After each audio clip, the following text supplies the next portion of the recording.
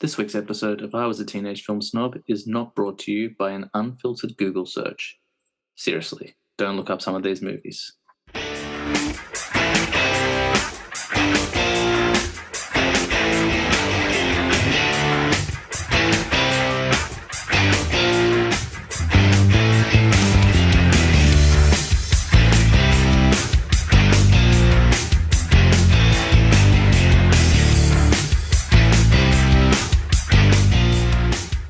Welcome to I Was a Teenage Film Snob. I'm James Chalmers, your friendly neighborhood film snob. And guys, I'm really excited. We have a great episode in store for you today. We have a returning guest. It might be the quickest turnaround of a guest ever, but her debut was so good. I couldn't wait. In fact, I've been trying every week since she initially came on to get her on, and we finally got her back. I'm so excited. I'm not even going to do a long intro, I'm going to try not to do a long intro, which is uncharacteristic for me. But I will go through some facts. She did have the longest debut episode of any first-time guest. She also cracked the top 10, I think, in the first week as well, which is very exciting. I don't often get feedback on episodes, but I got more positive feedback on this debut episode than anyone else, including from international podcasters who had nothing but praise for her. I guess I should just talk about her and then get the show started. She is hilarious, makes me laugh every single day. She makes me cry as well. She doesn't know this, but last week she said something so nice to me. I cried, I burst into tears after I got off the phone with her. And she laughs at all of my jokes unconditionally, maybe the only person. Last time she was on, I referred to her as the Logan of people, which rubbed some people the wrong way. So I'll just say this. Not only is she my best friend, she is one of the best people I know in this entire world. So please welcome back the incomparable, the irreplaceable Samantha McHardy. Thank Welcome you. back. Thank you. I'm so sorry I made you cry. Oh, it was so lovely. It was so lovely. I didn't tell you this. I was like, I'm going to save it for the episode. We had a chat on Thursday afternoon. You said something so nice. I was like, oh, okay. Well, anyway, I have to go hang up. I'm so sorry. Why? It was lovely. I know. I didn't dearie me. It was a really nice thing. I won't embarrass you, and be like, and this is what it was. But I was just like, wow, that might be the nicest thing someone's ever said to me. Well, I'm glad it made you happy. I'm not glad it made you cry because crying isn't always a good thing. Well, I don't cry in real life, as you know. And as the listeners know, I don't really cry all that often. So for someone to get a human emotion out of me outside of a movie is pretty rare. So take the win. Oh dear. Oh dear. Well, thank you for having me back. I'm very happy to be here. I've been looking forward to this for a long time. I know that we had one scheduled in a while ago, but unfortunately I lost my voice, so it's tough with an audio podcast to not have a voice. We literally have tried to get you on the show pretty much since the day after we recorded that first one. Like as soon as I recorded, I'm like, yeah, she's coming back. It was I think we talked about it. Like the night that we recorded that episode, I didn't get to bed till 2 a.m. I was so hyped up, and so psyched. I couldn't get my energy down. Yeah. I was like, well, I guess I'll edit the podcast as well. And I don't listen back to the shows once they get launched, but I've listened to clips from your episodes so often. There are so many funny moments in that crack me up. Obviously, yeah, most people are familiar with you trying to turn your light on, sorry, which was very funny. I think my favorite one is the closing speech. You give it a little closing speech at the end of the episode. Thank you, guys. It was the arm roll and the thank you. Oh, the arm roll is what makes it. It's which the audience hasn't seen, but it makes it. It makes me laugh. And then the last thing that makes me laugh, well, not the last thing, but one of the other things that makes me laugh a lot, which the audience won't know, is you try to crack your knuckles before we start recording and you hurt yourself. It was so funny. Well, I did the same thing today, so I asked you, I tempted fate. I said, do you want to try and crack your knuckles again? And you hurt yourself again. It's tradition now. It is a tradition. It is. But yeah, those are probably my favorite sort of memories from the last podcast.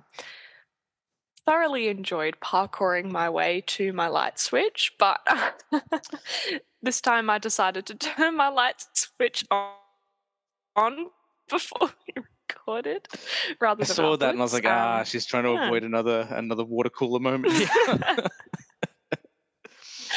Oh dear. Oh dear. Well, you Yeah. before we started recording, we've been talking for about 40 minutes actually since before we started recording, and you were like, before we get started, I have to show you something, and it was like a big old bag full of DVDs that you bought.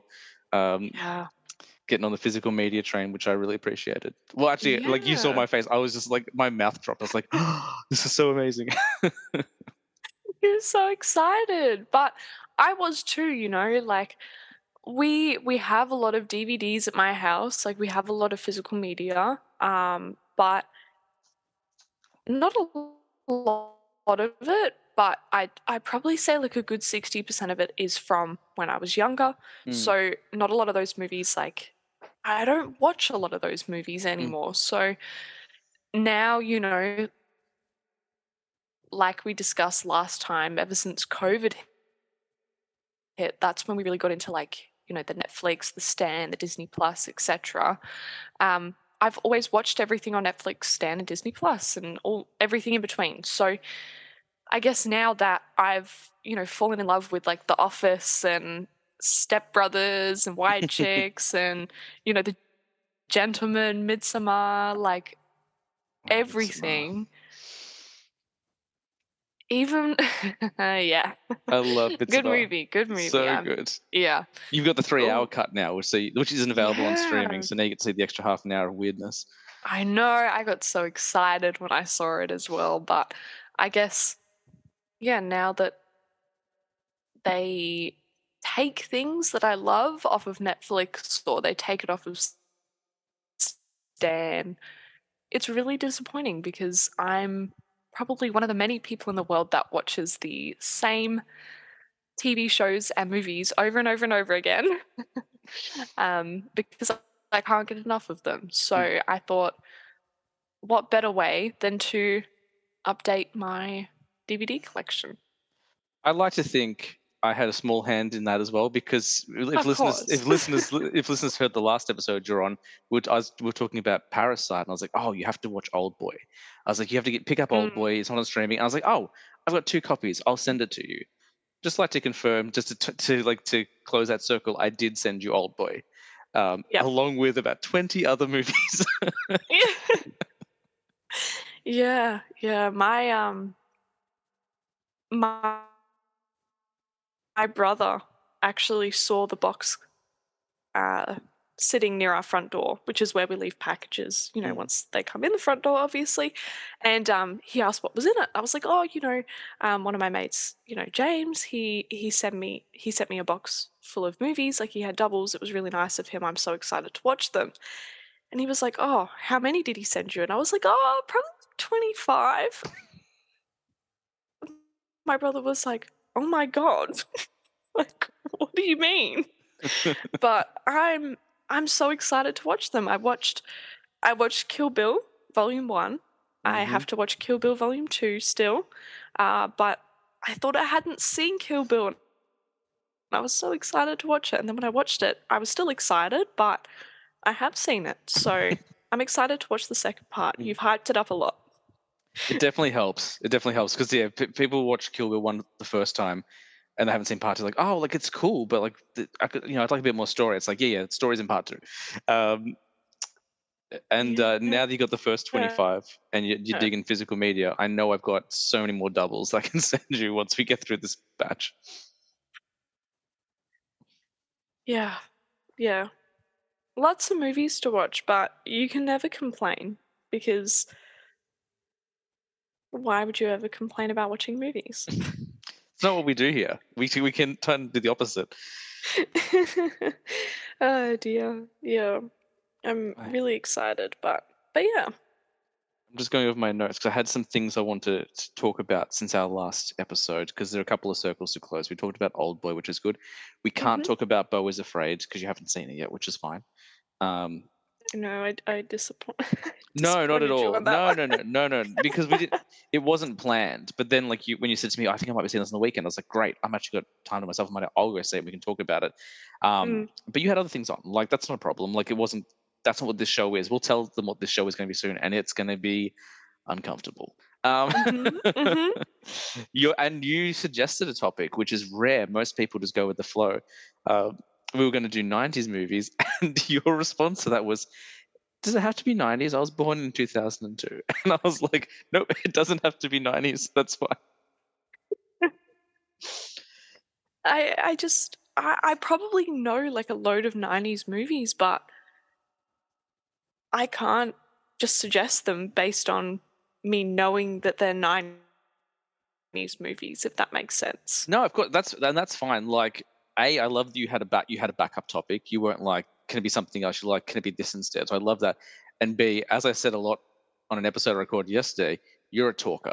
So like, if you suggest a topic, I know we can talk. Like, I know I'm not gonna be like, I don't know, like, am I going to drive this whole thing by myself? Which is my job as the host. But I was like, I want someone who can talk back. And I'm like, oh, it doesn't matter what Samantha suggests, you'll be able to talk about it. So we're all good there. I am a talker. You are. It's a good That thing. is true. It's a good thing on a podcast. I there are a couple not secrets, but like little things that I've little Easter eggs I posted on Instagram since your last episode. I never confirmed who these Easter eggs were about, but I feel like we can do it now. So, and anything I say you don't like, just don't, I'll cut it out. But I posted up like a snippet of a text message I received from someone was like, I really want to work full time with you as a podcaster. For those who are wondering, that was Samantha. Yeah, I remember seeing that and I was like, I I love that. Like I love that because I would love to work full time as a podcaster. I like again, who does not want to talk about movies all day? Mhm. I would love to do that. That that's it's one thing I can talk about. I'm just letting the audience know you have been having some issues with your internet tonight. It's been pretty good so far, but if it drops or lags, that's why Samantha sounds like she's taking a while to answer, but it's mostly good. Apologies. I have noticed that actually. I've been saying stuff and you're looking at me and I'm like, oh my goodness, did I say the wrong thing? Yeah, I'm judging But you it's from a just the internet. yeah. No, it's only happened like once or twice. We'll be okay. Well, Um, the other thing about you working full time as a podcaster is we are working on it. Like, I don't want to go into too much information yet because things haven't been confirmed, but episode 50 comes, and then after episode 50 we're going to start introducing new things. We're going to do merch. I haven't even showed you the new logo yet. Should I show you the new logo? yes. So we have a new Live logo. reaction. Yeah, it's going to launch on episode 50. There it is. I love that. Oh my goodness, with the little. Yep. Yes. Yes. I love it. I love it. So that's going to be on our merch. But one thing I've been teasing for the last month or so, maybe 2 months, is we're going to look at doing premium shows, and the premium shows will be spin-offs. And Samantha has been actively developing content with me. We haven't started recording anything, but we've been coming with plans for shows. And you've suggested most of the ideas actually so far, which is really exciting for me because A, it's less work for me, but B, it means I know you're into it. Like, if you're suggesting the ideas, then you want to do it. So if you like listening to Samantha on this podcast, stay tuned because she's going to be doing a lot more content soon. Work schedule permitting, of course, and sore throats permitting. Yeah, let's hope I don't get sick again. Hey, that was horrible. My voice was going in and out all the time. It was not fun, especially when you're looking forward to talking on a podcast for a specific reason. And yeah, it was just air coming out of my mouth. There was no sound. But that's okay. We still talk that. Well, that's the other thing. Like, if we seem way more chummy than last time, which we may, like I like we definitely had the bands going the last time you're on. But if people like, oh, they're even more cohesive than last time. We talk all the time. Like, I talk to you second only to like the people who live in my house. Like we worked either, like we had a project last week where we're not a meeting together for 5 hours, and like we're just losing our minds by the end of it. But then like Lots of office quotes. Sorry. we were singing The Hunted, and I fell out of my chair. But we also talk after, like, I would say once a week we talk after hours, whether it's work related or whether like I don't talk, like, the only person I talk to on the phone is my dad and you. Like, and we talk like once a week on the phone as well. So so that's why we probably sound extra chummy, because we've been putting in the hours. Yeah. definitely. literal hours. Like, Yeah. It's not even a joke at this point. It's so long.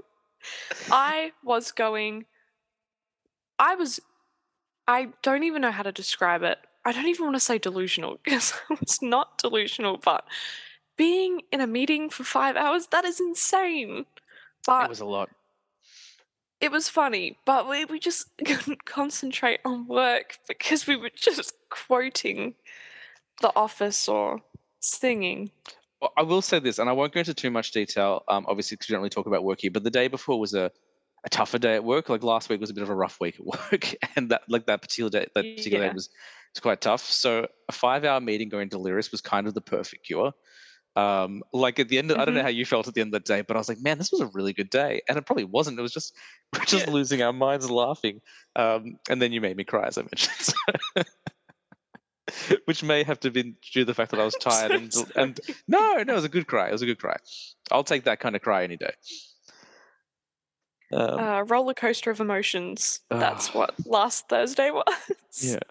Um, so there are two movies I want to talk to you about before we get into the topic, Mhm. but they do kind of tie in with the topic. The topic this week, and probably the title of the episode is Mission Uncomfortable, and Mhm. that's we're going to talk about movies that are a bit more messed up, going to make you leave you feeling a little bit uncomfortable, feeling a bit weird, kind of challenge you a little bit. Initially, you were like, "I'm going to watch The Human Centipede." I was like, "We can't do 2 hours on that type of film. It's going to really upset people."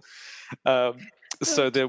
they're mostly watchable for the most part. There are a Mm. couple I've put in that aren't so watchable, and I've put in some horrible mentions instead of honorable mentions, Mm. because we're both doing lists, which is very exciting.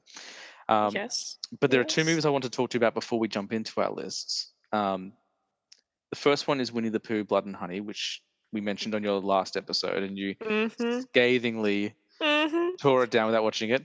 Since then, I have seen the movie, um, and we talked about it a little. Look at your face. You're so disappointed in me. Oh dear. How many So, times are you going to mention this? well, it's for the audience. It's for the audience because I got to close the loop, and then we'll never talk about it again. Okay, good, Um, good. so I watched Winnie the Pooh, Blood and Honey. And in fact, you were the one who asked the question, "What's a movie that disappointed you?" And I put the answer, "Winnie the Pooh, Blood and Honey," A, for you, but B, because it actually it did disappoint me. Like it's not a bad film, but everything you accused it of being was pretty accurate. Like with the exception of a very small portion at the very start of the film, it has nothing to do with Winnie the Pooh. They don't rely on the lore at all, and they're really using the name to sell a slasher film. Yeah. Um, and they rely heavily on CGI instead of practical effects, so all of the kills look a little bit cheap. Um, Yeah. So you were Yeah, right. no. That's why I'm bringing it up to let you know you were right. Thank you. Thank you. I will say this for those interested, like check it out if you want for like the experience of just see what it's like. It's pretty like standard slasher stuff. It never gets too exploitative. I know there was a particular scene you mentioned where you're like, I don't know, like there's a chick with big fake boobs in a bikini. I just don't like the look of this this moment at all. Um, and it's nowhere near as suggestive as I thought it was going to be. But even still, it's like it's just a run of the mill slasher. Like I don't talk negative about movies very often, but I just feel like they really leaned in on the name, and that was about it. And there are just like dumb mistakes in it. So like in the one of the opening scenes, Christopher Robin returns to the Hundred Acre Wood. He talks to his fiance and says we're going to be married soon, and then like 2 minutes later he's speaking to Winnie the Pooh and he says, "That's my wife." I'm like, "You didn't get married in the last 2 minutes." Like, Mm. just little things there. Then there's a girl with a phone. She's taking a selfie. She's obviously using her real life phone case because the actress's name is on the back of the phone, not the character's name. Little things like that that took me out of it. So, Yeah. and that is all we have to say about that film ever again, Samantha. Yep. Yep. I'm not even gonna comment on it. Like, I'm not even gonna comment on it. I'm shutting you down. I'm so sorry. Like, No, I don't wanna start a conversation about it mhm, because I just don't wanna know. mm. Like, I don't That's wanna it. know. Well, I did speak to you about this off mic when after I watched it a couple of weeks ago. I was like, "Hey, so I Mm. watched it. You tell me when to stop, but I'll just tell you a couple of things so you know." But like, ultimately, what you need to know is you were right, Thank you. Thank you. which I had most a people are like hearing. feeling. Yeah. The other movie I want to talk to you about is a movie you Mm. recommended me, but it was on my radar. I'd already ordered it when you recommended it to me, but I really want to watch it, and that's The Whale. Yeah. Because you were like, it made me feel really uncomfortable. And Mhm. I think that's what inspired me to be. Look, I think that was the first talk about uncomfortable films. And I was like, oh, we should talk about uncomfortable films. Um, I love feeling uncomfortable in cinema. To a certain extent, I don't need it all the time, but I like an uncomfortable film. I adored The Whale. I thought it was such a wonderful film. I thought Brendan Fraser was excellent. It made me cry a bunch, which I always love. And I said to you, I'm like, this can sound really strange, and I don't know how to explain it, but I really saw myself in the character of Charlie. And Yeah. and do you remember what you said? Because I got a bone to pick with you here. Oh god, what did I say? You said you said, well, hopefully not Charlie in the first scene.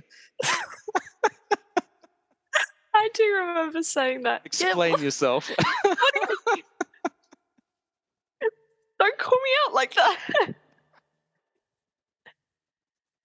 No, but I feel like with The Whale, I I sort of knew what I was expecting when I watched that movie, Hmm. but not to the extent of can't find the words, I'm having a mental blank. Um, I knew what I was getting myself into, but I was still shocked, if Hmm. that makes sense. I was still surprised by every single part of it. Like I knew what the purpose of the Hmm. movie was almost, or you know when you read a book Hmm. and you want to know what the book is about, so you read the blurb on the back. Hmm. I knew what the movie was like, almost like reading the blurb on Hmm. the back of the book. But when I watched the movie, I was shocked. I was Well, shocked. Darren Aronofsky does make confronting films. Like he made his most notorious one would be Requiem for a Dream. If you've ever Mm, seen Requiem for a Dream, that's a pretty messed up film. It's not on my list today, but it is up. It's up there. He also did Black Swan. He did Mother. He makes confronting films. So this was mm. actually his tamest movie for me. I was sitting there. I was like, oh, it's dark and confronting, like all of his work, but this is the most palatable. Um, I was toying whether I'll tell the audience what the opening scene of that film is. I've decided not to spare you. They'll figure it out But anyways. yeah, as soon as I turn it on, like, oh, I hope that's not what James sees in himself either. I still don't understand the comment, but I,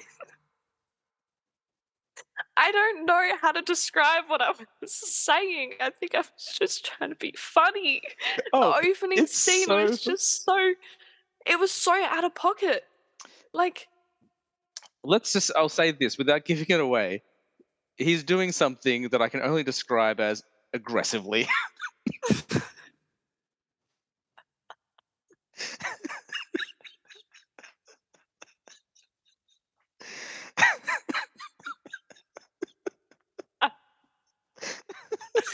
oh, stop. Oh my god. I was deciding whether I was going to use the word aggressively or furiously. If you say the full sentence, I think furiously is funnier. But Oh my god. are we thoroughly uncomfortable now? Yes. Oh my god. Oh dear. Oh, okay. Okay. Good movie though. Good movie. What So can I good. Like say? really good movie. Really, really good. And great performance. Mm. And yeah, but I just wanted to call you out for that comment Oh my god.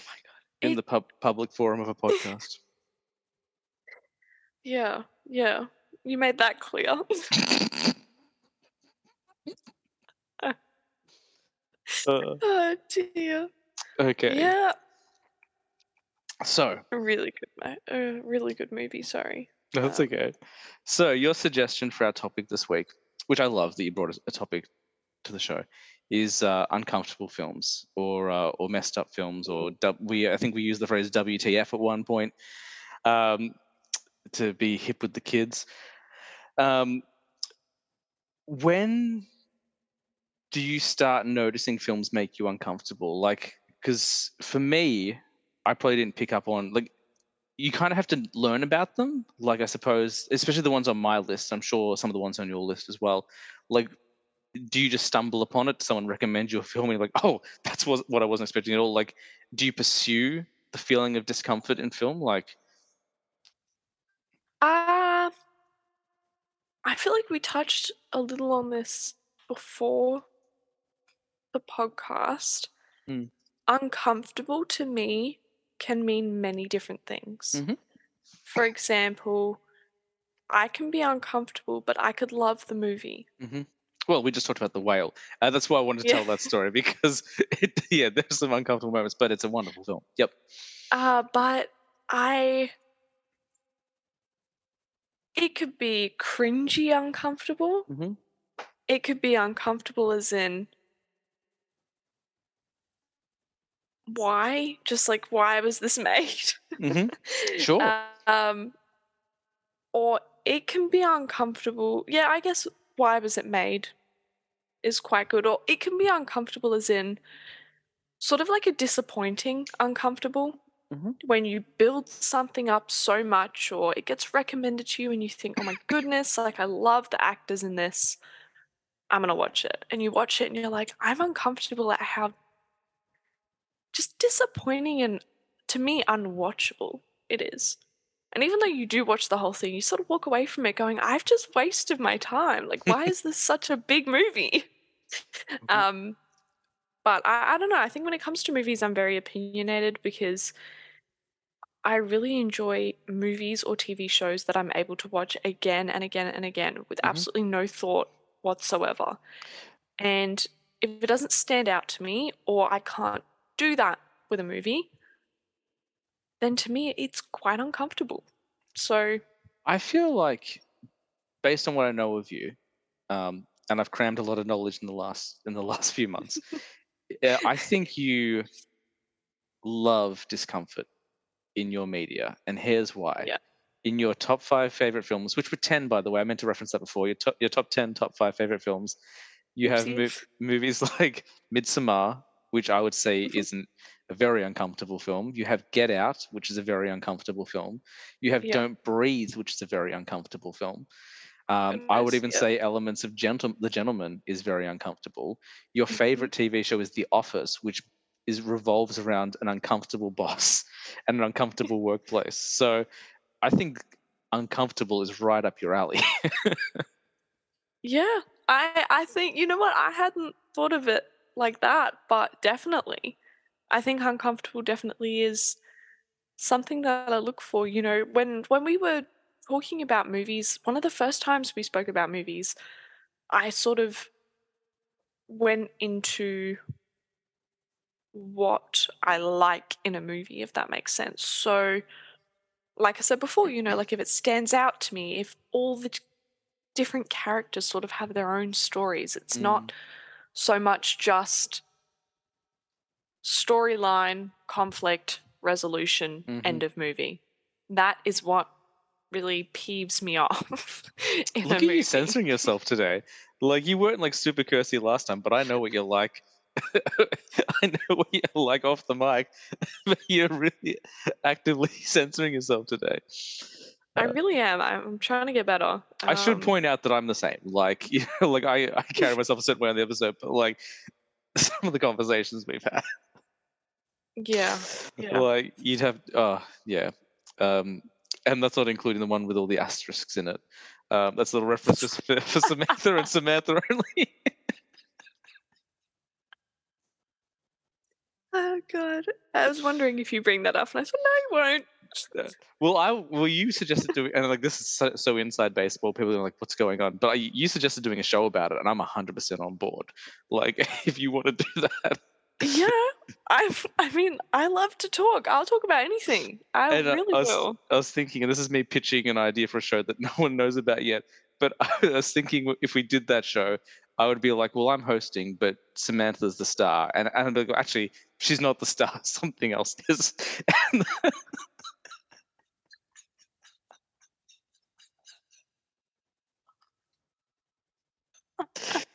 Hang on, please. oh, Samantha's down. She's fallen over. Oh my god. I if I could look at myself a year ago, like if a year ago today, me looked at myself now, I don't think that she would think she'd be talking about this. Okay, let's move on then. That made me laugh. It makes me laugh. Ah, Deary I me. was like, I've been holding on to that joke for like 3 weeks. I was like,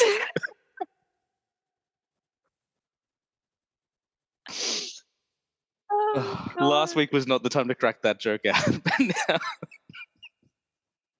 I think I still would have appreciated it, but oh dear. okay. Oh my! Like last time I talked about my cheeks hurting about an hour in. We're like half an hour in, and my face is on fire from laughing. This might be unlistenable because all we're doing is laughing. Yeah. But it's good Oh therapy, god. so we'll. It is. You know, why pay for therapy when you can talk about movies? Well, I mean, the last joke wasn't about movies for sure. Uh, okay. Apologies to the audience. Let's get uncomfortable. Well, I mean, technically, okay. Let's talk about some uncomfortable movies. We brought 2 lists. Did you have any honorable mentions or horrible mentions, as I so funnily put together in a few seconds? I don't think so. Well, I'll I don't save mine think to the so. end in case we look. I don't think anything on my list is going to show up on your list, but I don't know. I haven't put any Mm, human centipedes on there. I'm really mm. excited for where this show can go. I have no idea how the show is going to pan out, but I'm very excited. So, Samantha, in your top 5 most uncomfortable, messed up, or disappointing movies, what is number 5? Okay, well, just like last time, there's more than 5. Yes! Oh, I should have seen this coming and I didn't. And I'm so happy. Okay, so I want to name them. I'll Mhm. name why. Can I name them and then name why? Because I want to tie them into the disappointing ones. Sure. Well, we can do what we did last time, where we can kind of you can do your list, I'll react, and then we'll kind of go through them one by one. So Okay. how many top 5s do you have? 2, 4, 6, 8, 9, 10, 12. 12? Wait, did I count that right? 3, 6, 9, 12. Yeah. Oopsie. You've beaten your record. But Look, you're known for something on this show, and you've stuck to it. oh dear, 9 of them are uncomfortable. Hmm. 3 of them are disappointing. Let's dig into your however many number 5s you have. Okay. 7? 7 number 5s?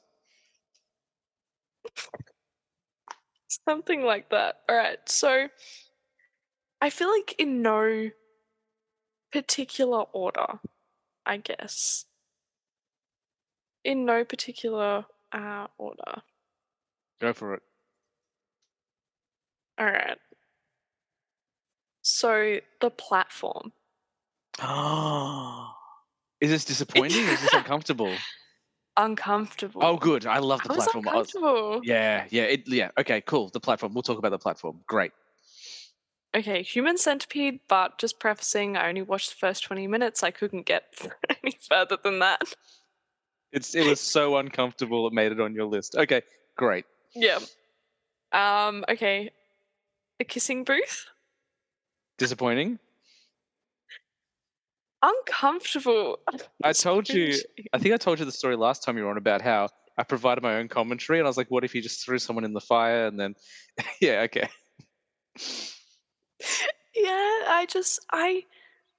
I was uncomfortable in such a cringy way. Like it wasn't the worst thing I've ever seen. I could definitely sit and watch it again, but I wasn't like, oh okay, like this is like a little romantic comedy sort of thing. I was like, this is making me really uncomfortable. I don't like it. I think the age difference is weird as well. So, platform, human centipede. I just realized I wasn't writing them down. So, platform, human centipede, and the kissing booth. That's what Hmm. we're in for number 5 so far. Okay, good. All right. 365 days. I don't think I know this one. Oh my god, don't watch it. Oh, I'm so excited. Do you know what Stockholm Syndrome is? Yes. Yeah, that's basically what it's based on. It was it's We'll gonna talk sound about really weird we'll talk about it. that I Yeah. that I say this. It made me feel all different types of things. And if people have seen the movie, it's not what you think I mean. It made me feel uncomfortable. It made me feel cringe. It made me feel confused. It was, dare I say, bad. I would never watch that again, ever. I could not. I think I'd probably rather watch Blood and Honey over that again. I was uncomfortable. Well, now we know what we're putting on when you fly over to Melbourne. We'll just go see a screening of no. Please no. Did we talk about that in the last episode that we're like we're going to do a cinema crawl? I don't know how we're going Yeah. to figure it out.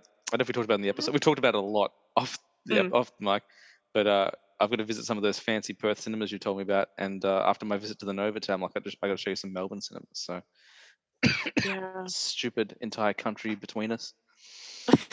Yeah, how dare it? Yeah,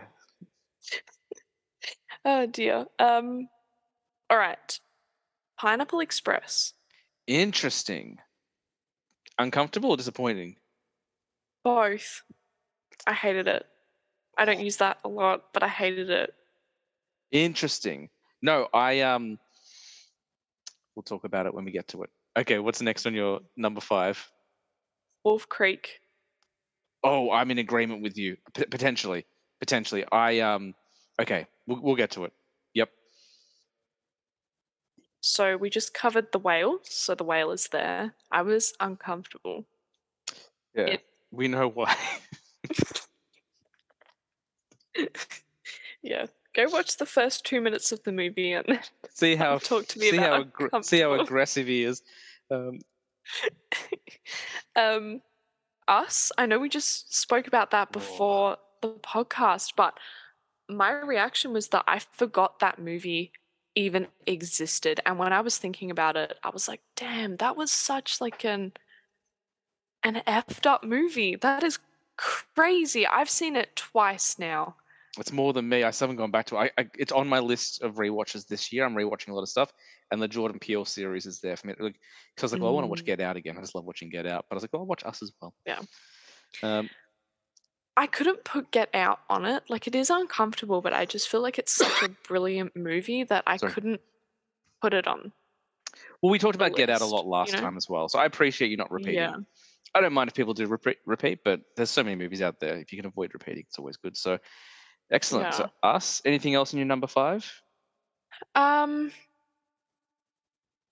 so I have 3 movies that are just more so disappointing, and I know that's not sort of the point of this, but I feel like when That's okay. something's uncomfortable, it can be disappointing as well.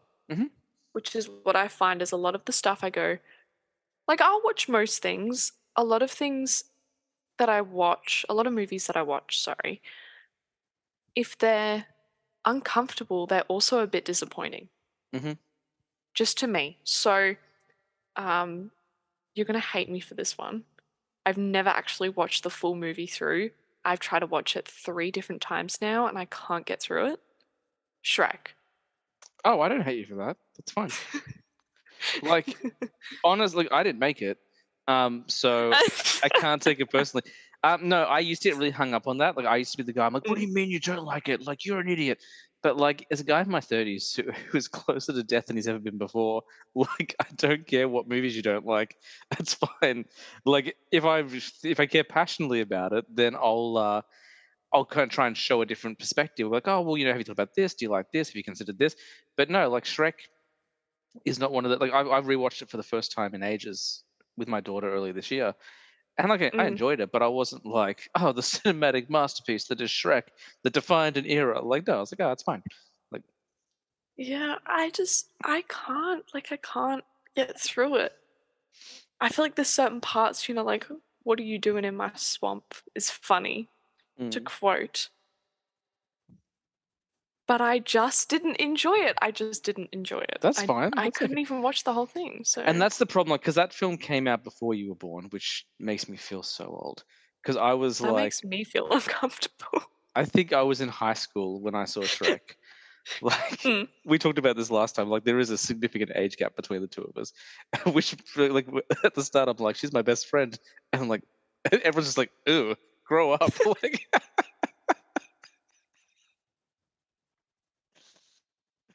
What? Yeah. like, No, I'm just I'm technically 50 years old. but I'm I just guess like younger. the point I'm trying to say is like when you watch films that came before you were born, I experienced the same thing. Yeah. It's Yeah. like if there's such a pedigree around it, like there's almost like a pressure to enjoy it. Like I watched for the first time last year, Mm. Citizen Kane, which is widely regarded the best movie ever made, and I was kind of bored. I watched it and I was like, oh, I can see why people like it, but I can name three other films from this era that I like more. Um, Yeah. so yeah, like with newer stuff, I feel like there's less pressure because everyone's experiencing it at the same time, and like the opinions about that film hasn't been set yet because it takes a little while, and then films find cult status or second life on digital or physical media. But like the films that come before you, it's already got an established opinion, and if you don't agree with it, then you almost feel like, well, what's wrong with me? Why don't I like it? So I get that completely. Yeah. Unless what I'm saying, you're like, no, James, it's just I just don't like it. No, like I I think yes. I think yes. I know that's not a very good N- response, but no, it's I it's can't it's a good remember. response because you're like, James, it was such a well formulated point. I don't need to say anything other than this. Like you clearly know what you're talking about. You're very clever. We can move on. You know what I just thought of? What's that movie? The Bunny Boiler movie. Oh, Fatal Attraction. I watched that for the first time last year. I was so disappointed. I that's a film that made me uncomfortable. It's not on my list, but that's a film that made me Mm. uncomfortable because I Yeah. was just like, and Michael Douglas had a string of films like that where he cheats on his wife in the movie and then like becomes the victim, and I was like, maybe he could just like stop cheating on his wife in every film. Like maybe we could do that. Yeah. Um, yeah, yeah. Anything else on your list of on your number five? So we've got one, two, three, four, five, six, seven. We got nine. Number five so far, which is a record. Um,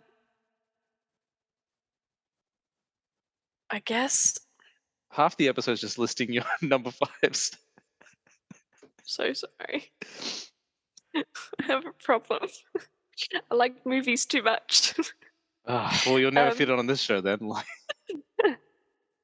okay, this is the last one I'm going to mention. There's others, but this is the last one I'm going to mention. The most disappointing movie I have ever seen, purely because I wow. loved the YouTube videos. Between Two Ferns. Oh, you talked about this last time. Yeah, you talked about that being the worst film you ever saw.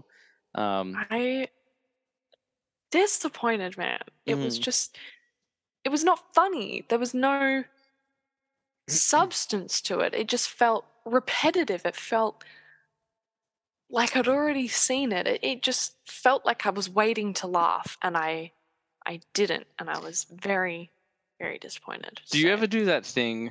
And I've done it. I'm guilty of it. I've done it before. I don't do it so much anymore. But like when I was younger, when you watch something and you want it to be funny because the previous material you've enjoyed, and so you find yourself laughing so the movie doesn't feel bad. Where you're like, oh yeah, that was pretty yep. funny. Like I did that with a movie called Due Date, which Mm, was Robert Downey Jr. and Zach Galifianakis. That's the mm. connection I made because he's in between two ferns, and I found myself laughing a lot more than I actually like. It wasn't a natural laugh. I was just like, it's funny, right? We love all these guys. This is really funny. And I also did that. Again, was a YouTube based as a movie based on a YouTube series. The Smosh movie. I don't know if you know the Smosh guys on YouTube, but like, Yeah, and the yeah. movie, and like I think ultimately what that proves is that, like YouTube is not a sustainable foundation for a movie. Mm, Like if you're doing shorts, like they're self-contained, like they're not the right like and that's fine. Like, not everything has to be turned into a movie. Like, not every book needs to be turned into a movie. Not every TV show needs to be turned into a movie. Like, it's okay for it to like, and like that's coming from a guy who only wants to watch movies and wants to watch movies forever. Mm. Uh, Not everything has to be turned into a movie, and like I think the YouTube thing is proving that point because I don't think just the fact that they're like based on the YouTube series is like what are you talking about? Like that sounds Yeah. like. Do you think Hot Ones are gonna do a YouTube like a movie like the chicken wing guys? Probably. Hot Ones the movie. It's like, one that I wasn't disappointed by, maybe a little bit, Auntie Donna. You told me about. So I'm familiar with them, but I haven't like watched a lot of their stuff. But they're sketch writers, and they've done a lot of different stuff. So not that like these other shows haven't done it, but I don't know. Like I don't know. I feel like they maybe they're a bit more switched on. I can't Mm. explain it, but alrighty. Yeah. Let's work through your 9 number fives, and then we'll go on to my number five. So first of all, the platform Netflix film. I think it's Spanish, if I remember correctly, or Portuguese, maybe. Yeah. Uh, Definitely tripped me out a little bit when I thought it would be in English, and I was watching it and I was looking at their mouths, but I was also looking at the subtitles and I was like, something's gone wrong here. well, Um, famously on the last episode you mentioned, because one thing that we have in common mm, is that we don't like to watch things without subtitles, even if it's in English. Just we want subtitles on all the time. yeah, Um, all the time. I actually, this is a tangent, sorry, but I just remember because the thing you said on your last episode was one thing that we've noticed, one thing we've really bonded over, is how many weird things we have in common. Like not the typical stuff, like something weird. We're like, oh, I do that too. Last week, this is really weird. I learned that we blow our noses the same, which sounds not unusual, but I blow my nose in a very unusual way, and so do you.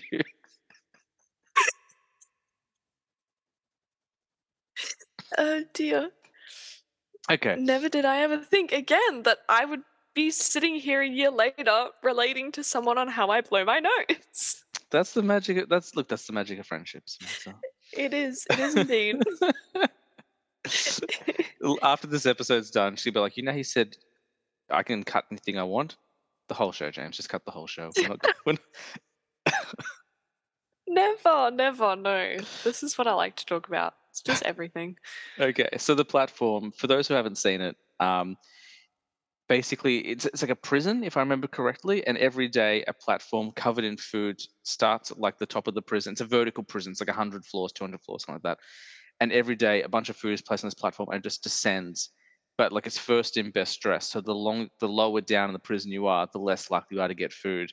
Um, and depending on your performance and your behavior, you can move up on the platform and stuff like that. And then one day, a couple of prisoners decide they're going to try and make a break for it and use the platform to get out.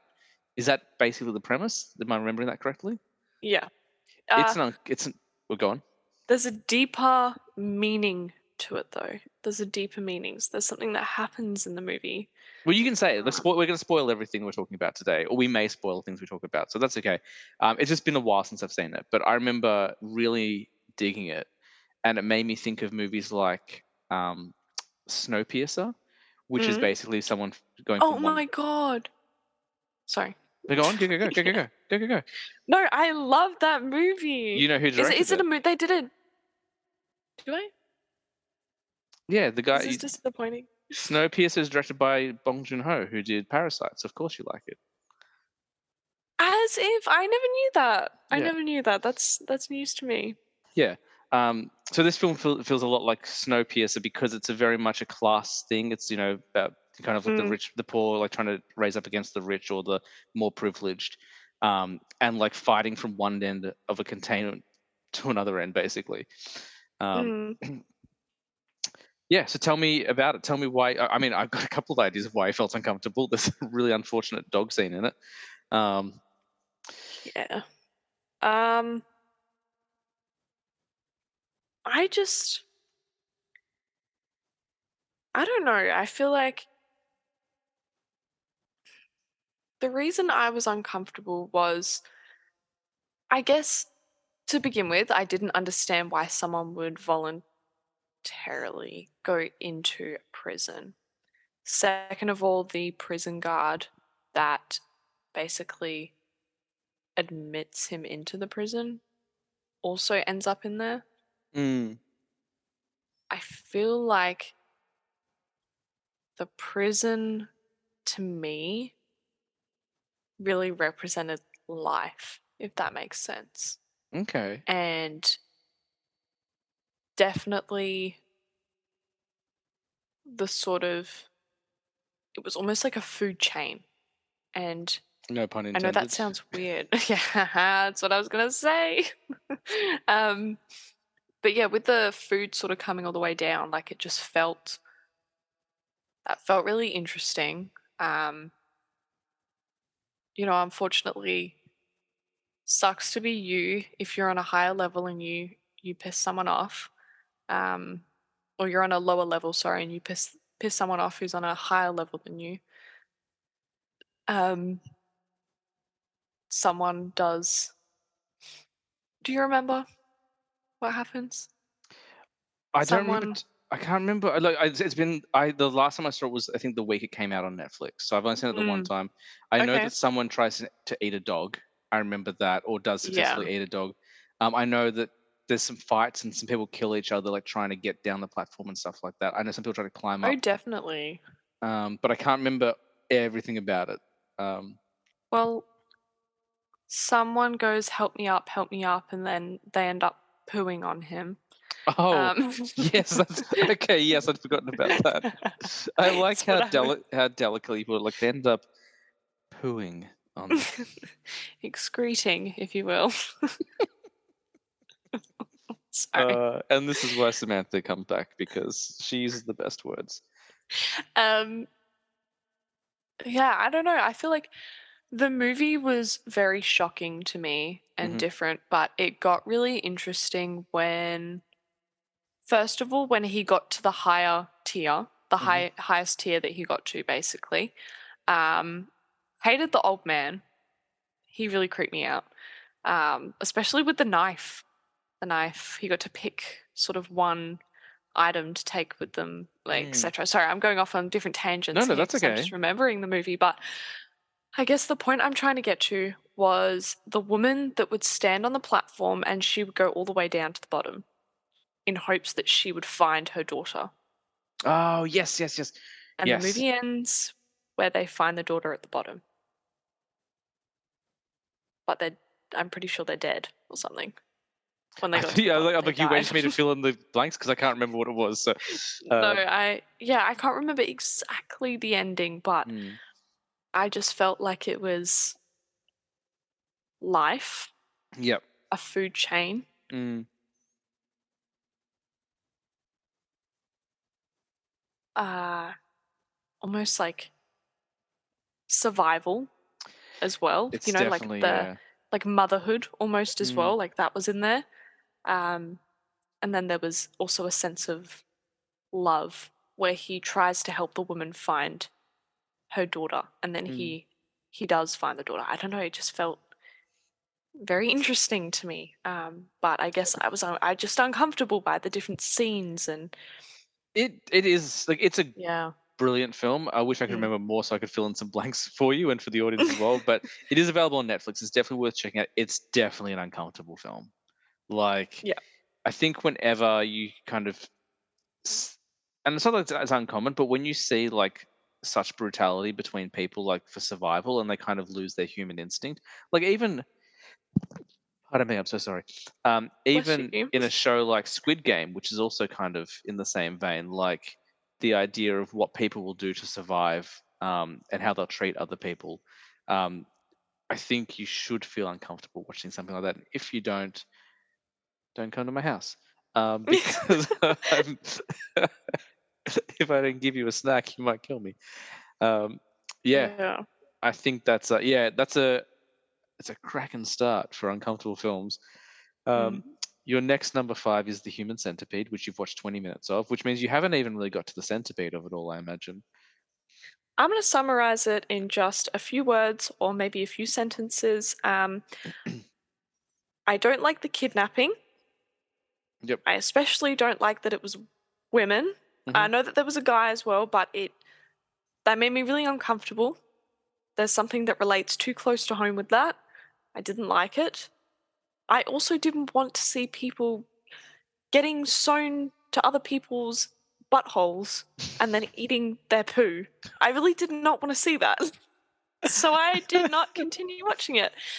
You know what? The part that I stopped at was actually when he starts mumbling sort of what he was going to do to them, if that makes Mm. sense. He starts Mhm. describing it. I was like, oh, hell no. Even I'm scared. So I've seen it. I've seen all three. I don't need to go back and watch them again. That's like that Mhm, time in my. I was actually talking to Michael, who I mentioned before from We Love Horror. I was talking to him about it mm, on his episode because he has a rule on his podcast he won't talk about those films mm, because he thinks they're disgusting, which is right. Like they are gross. Um, but we were also talking about how if you're a film lover, there's almost a rite of passage for all like film fans where you want to test yourself and see what you can handle and see how edgy you can go. mm. And I definitely went through that. So I was like, I'll watch these Human Centipede films. Um, the first one is definitely the tamest of the three because they don't really show too much. So like they leave a lot to the imagination. If you've got a really active imagination, obviously that's no good for you. But they don't show a lot. Like the second one is brutal. It's one of the most violent films I've ever seen. It's completely disgusting. Um, but the first one, a lot of it's more implied, and of course you do see them all together. And Oh god. there is a pooping scene as well, but like you don't see anything. Like it's just people reacting, which again could be worse technically. Yeah, Yeah, yeah. but Oh it dear. definitely belongs on the list. I'll say this, like I'm kind of glad you didn't go and watch it because I remember when we talked about this. You're like, I'm gonna go watch it from start to finish so that way I can talk about it. Mm. I not that I feel like I need to protect you from the horrors of this world. You're a grown woman. You can do your own things. You don't need to watch it. Yeah, I'm so glad I didn't. Yeah, I'm so it's glad I didn't. yeah, it's ironically there were scenes in Winnie the Pooh, Blood and Honey that felt very similar to Human Centipede, and it was more like nothing like that. There was no poo. Like they weren't like, oh, No poop scene. we're not putting the poo in Winnie the Pooh. Like it wasn't anything like that. It was just more like some of the chase scenes and stuff felt very reminiscent of it. But that's another film that was just like we're going to create something controversial to garner attention, and it worked. Like that guy built a career off that film. Like he'd made half a dozen Mm, films before that movie, and like didn't really break the international circuit. Human Centipede with that iconic poster, like that's say what you will about the film. That's a great poster. Like it's so like it's very like visually stimulating. Like oh, I know exactly what this movie is now. mm. Actually, that whole series, I'll give them credit. Like their posters were fantastic. Like gross, but fantastic. I was like that. Yep, that's tells me all I need to know about Interesting. this. If I didn't see that, like if the title didn't tell me what I needed to know, these images have. Yeah. Um, all right, kissing booth, making you feel uncomfortable. Tell me why or why the adorable Netflix rom com. I've only seen bits and pieces of it. Why does it make you feel uncomfortable, Samantha? Oh dear. Okay. I'm gonna be completely honest with you. I really struggle to watch a lot of cringy Netflix original movies. We talked about this last time. You were talking about how yeah. Mhm. So I just want to preface that I love, I don't know how to say his last name. Jacob Elordi, I'm Okay. pretty sure it is, Is he the younger who brother or plays the older brother? Noah. He's the older one. Yeah, the one And who's Joey King. Joey King's amazing. Like so Yeah. good. I love both of them. I really just found it, I think this is the point of it. Obviously, it's based in a high school, etc., etc. I just found it so cliche and cringe. I was like, oh, it just felt like I was reading like something on like a WhatsApp sort of story. Does that make Like sense? a Like, fan fiction. yeah, I didn't like it. I don't like that stuff. Well, I haven't seen it I from was start to uncomfortable. finish. I think the story I told last time was I came home from work and my wife was watching it, and I was just kind of making fun of it, which Mm. sometimes she hates, but on this occasion she loved. Like if I sometimes I'll do commentary or like make up my own narration, and she's not really enjoying the film, so it it gets a good response. But the one Mm. thing that caught me off guard, and I could be wrong, but isn't it like full of sex? Aren't they like banging constantly throughout the film? Like I feel it's a whole montage of that. It Like felt okay. implied, so like you're not seeing anything, but like it's Yeah. heavily implied that like, and he's older and she's in high school, and they're just like constantly going at it and like trying to avoid the brother because the brother has a crush on her. Is that Sort of. So the brother doesn't have a crush on her. It's just more so that they've been best friends since they were younger, and then the older brother gets with her, and it just felt like that's so. What's no? I was gonna say WhatsApp. like Tumblr? What Patty? Like Oh, I don't it know what that just is. You've just aged me out there. I don't know what that is. no. Oh, did I say WhatsApp before? Yeah, you said WhatsApp before. I meant Wattpad. Do you know what a Wattpad story is? No. Oh my god. Okay. Like fan fiction pretty Yeah, much. sure. Yep, I feel really old, but that's okay. Yeah, I know what fan fiction is. Yeah. Can you hear me? I just want to let you know you froze for a second. I thought so. Can you hear me now? You froze. I'm so sorry. Yeah, I can. Okay. Um yeah, fan fictiony. Mm. It was not great. Um but the thing is like Joey King and Jacob's younger brother in the movie, they look young. They Mhm. act young. Whereas Noah, he's a grown man. It like I don't know whether I'm allowed to say this, so please cut this out if you need to. But it felt like soft porn. That's That's where I what was it felt that's where like. okay, so first of all, I appreciate your sensitivity. This is a very open show. You can pretty much say what you want. If you go on a racist tirade or something, I'll cut it. But no one's ever done that, so please don't be the first to do that one. Um, she never would. No, no, No, never, never. never, never. No, we talked heavily about how much we hate that sort of stuff in the last episode, John. Um, no, I got that, and that's what I'm saying. Like, and I used, the classy word of banging, but Mm, like, it just felt like there's a lot, like, there's so much implied sex in what is like a teen comedy. Like, teen girls are watching this, yeah, like, and I don't mean teen like American Pie. I mean like 13-year-old girls are watching this. Like, idolizing it. yeah, like there was a yeah, there's even I was uncomfortable watching it. Like, and I've seen all sorts of like we just talked about Human Centipede, and I was just like, oh, this feels really sexual. I remember I saw the trailer, I think last year for like After Ever Happy. I don't know what it is. Like it's that, and Yeah, it feels like the same thing. It feels like the yeah, same. I'm like, why is it so sexualized? yes. Like it's aimed at like 13-year-olds. Like I don't think like as we said before, I'm middle aged. Like I'm 30, almost 35. Like I'm a middle aged Mm, man. I understand that sex has a place in film, and I would never like, and I don't really believe in censorship, and I'm not going to go into a whole tirade, but I'm like, just if you want to put in your movie, put in your movie, but just remember your audience. Like, if your audience is 13-year-old girls, probably not good to have, like, I don't know. Like, I don't want to sound like a prude because I'm not. Like, I think that they everyone should be educated on sex and like have a good understanding of it, learn about it, and find a way to engage safely. Like, that's not the point of this conversation. But I guess what I'm saying is like it's not without its place. It's just that think about the way you're selling it, I suppose, is that, exactly. and yeah, it felt very uncomfortable. I was like, oh my god, this is Like this is porn. there's no story to it. Hmm. It's just I don't know how to describe it. There's no story, but it's all just like them being horny. Like that's what it is. That's the whole Uh, thing. I th- can't censor it any more than that. I'm sorry. The reason I'm laughing so much is that's the first time you've ever used that word in front of me. Like It's a very horny film. It is. I could like okay, I watched it and I watched the second one.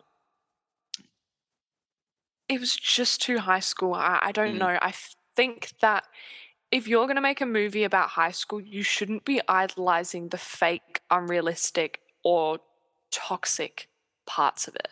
And I Mm, feel like that's what every single high school movie is. And that's one of the things I hated about it. It's like that after, it was after, and then it was like after we collided. Like I was in JB yesterday and they had a box set for it. And I was mm. like, someone get rid of this. This is just, this is the 50 Shades of Grey for the teenage girls. Like, I this mean, is not okay. that's exactly what it is. It's 50 Shades for the tween audience. Like, yep. I mean, Yeah. I haven't seen Like, those films, but I assume. ugh, I have, unfortunately. You know what? I don't want to say that I'm not surprised, but at the same time, I'm kind of not surprised. But and not because I'm like she likes that sort of film, although you've mentioned a couple of them now, even in your last episode. Okay. But Okay. no, but because of your age, you've like been raised, with the different, like my generation, and it was barely my generation, went through the Twilight era, and Twilight was the same Mm. thing, and then there was 50 Shades, and now this. So I'm not being like, I'm like, oh my god, you're obsessed with these horny films made for kids, but like more. That was your generation's Twilight. That was your generation's 50 Shades. So of course you would have seen them. Yeah. Yeah. Just, ugh. Yeah. And we all Gross. say yuck, and we move on. Okay, Yes. your next number 5, 365 Days. Yeah, I haven't seen it. So it's a Stockholm Syndrome movie. Is it a love? Is it another romantic or supposed to be romantic film? It reminds me of The Kissing Booth, but for potentially an older audience. Oh, Um,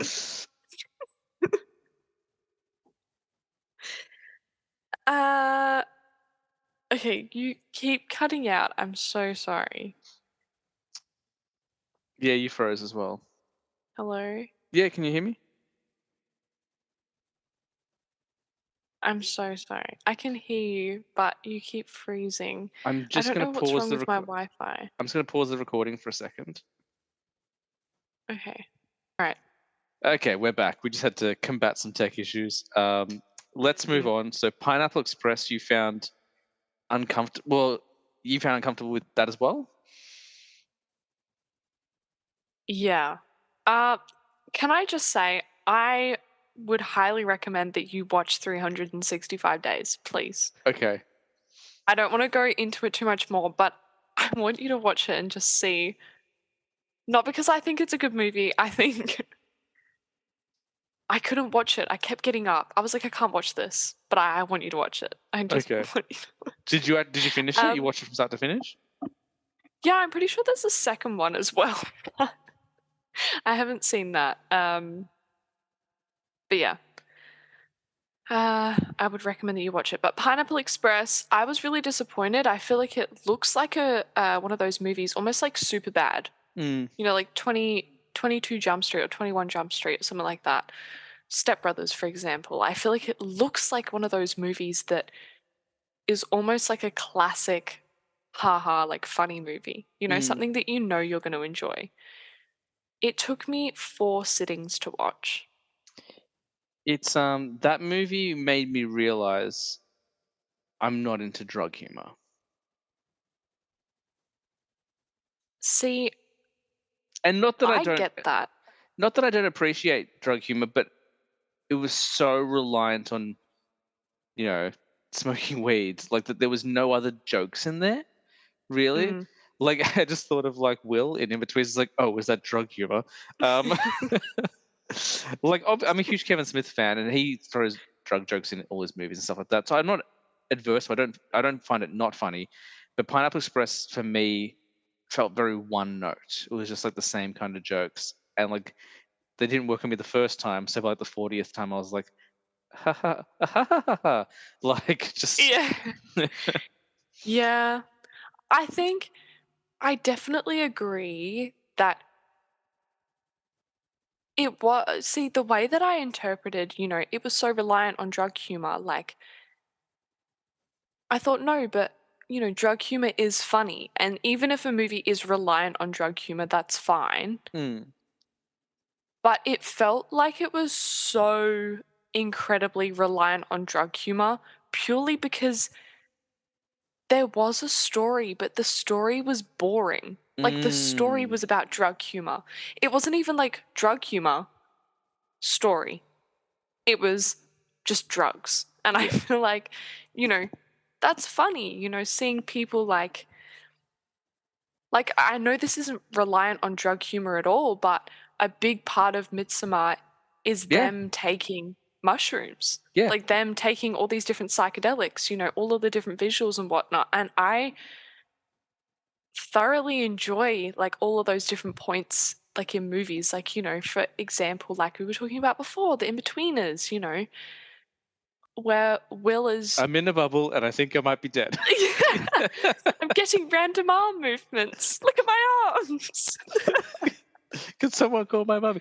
Yeah, like I should feel like I should clarify that a little bit. Like I don't not again like drug humor. Like it's like we're talking about with the sex and kissing booth before. Like there's a role for it. It can play a part, but it's got to be utilized. Like don't be lazy and just be like, I don't know, insert random drug joke. Like it's gotta it's gotta it just Mm. yeah. I don't know if I'm being very clear, but I guess like what No. I'm trying to say is like it should contribute to the story. It should take what's already there and elevate it. Mm. Like if you're just using it because you don't know what else to put in there, you're not using it correctly. It's kind of yeah. Exactly. That's We got there. 100% what it is. Like, what I was going to say is that I feel like in this world, let's be completely honest, right? The two biggest things you sort of hear about is sex and drugs, okay? Wherever it be, movies, songs, like day-to-day life. Work, I'd hope home. not. Wait, hang on. But you know what I mean? Like, and people always say sex sells. So does drugs. Yeah. And I feel like people almost go, okay, let's make like a quick buck on a movie and just make it primarily something that we know is going to sell because it appeals to absolutely everyone. Hmm. Another That's what thing, it felt like. yeah, and another thing, like Seth Rogen's character is in a relationship with I want to say a 16-year-old girl. Yeah. Like that.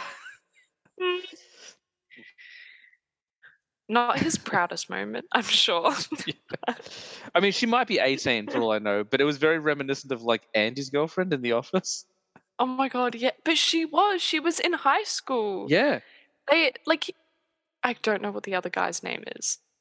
Took the piss out of him because his girlfriend was in high school. Mm. Yeah. And he was like this grown ass man It's very that straight had of this you. shitty job that, sorry, now I'm not censoring my No, I language. don't. I don't care. Say what if you want. um, yeah, he's this grown man Mm. that has this shitty job that's going absolutely nowhere with his life, and all he does is smoke weed. And he's got this high school girlfriend. Like, I feel like it's such a stereotype. Like, it was too. Mm. He's meeting her parents, and her parents are concerned. Like, of course they would be. It just felt so predictable, Yeah. but then also strange. I was like, okay, now they've like, I don't even know what happened. They got stranded on this car because, like, out in this what's it called, forest, in a car because they got too high. It just felt pointless. Like, I just don't understand. I Yeah. was uncomfortable watching it. Yeah. It's like, oh, it's bad. It's a film that even when I saw it in theaters, because I saw that movie, I saw that in the movies, and Mm, because I loved Superbad and 40-Year-Old Virgin and Knocked Up, like I loved yeah. all those. So Oh my goodness. I was Yeah. like, I'm ready for the next one. I came out of it, and I was like, oh, like it was fine, I guess. And then I bought it on DVD because I was like, well, Mm, I'm sure I'll love it more the next time, and it'll grow on me. I watched it only a couple of years ago. I was like, okay, so my feelings on this movie haven't changed after 15 years, and that's fine. Like it's clearly not for me. There's an audience for that film. I'm just not the audience for that film. But yeah, like yeah, I hear you. yeah. Alrighty, next. I'm interested about this one. Next on your number five. I say top five. No, number five. Um, Wolf Creek. Yeah. I think I watched Wolf Creek 2, basically the one that ends with the "Who Wants to Be a Millionaire" question round, which I thought was the craziest ending to a film ever, but I kind of loved that. I was like, "Oh my god, this is so ballsy." I can't remember exactly what it ended on. I know that towards the end it was the British guy who had his finger cut off and I, the police are there. I can't remember. I've seen both of them, but only once each. Um, Wolf Creek came out when I was working in the video store, and they were Mhm. like, "This is the next Saw." Now, Saw was brilliant. I don't know if you've seen the Saw films or not, but when the first Saw film came out, it was like a it like injected life into the horror genre because we hadn't seen anything kind of revolutionary for a while. We'd be kind of come a bit stale, and Saw was incredible. It was very Mm. similar to Seven in tone, but it's very different.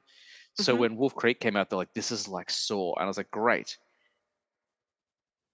Remember, I was a snob when I watched it, and I haven't watched it since. I was so incredibly bored by Wolf Creek when I watched it.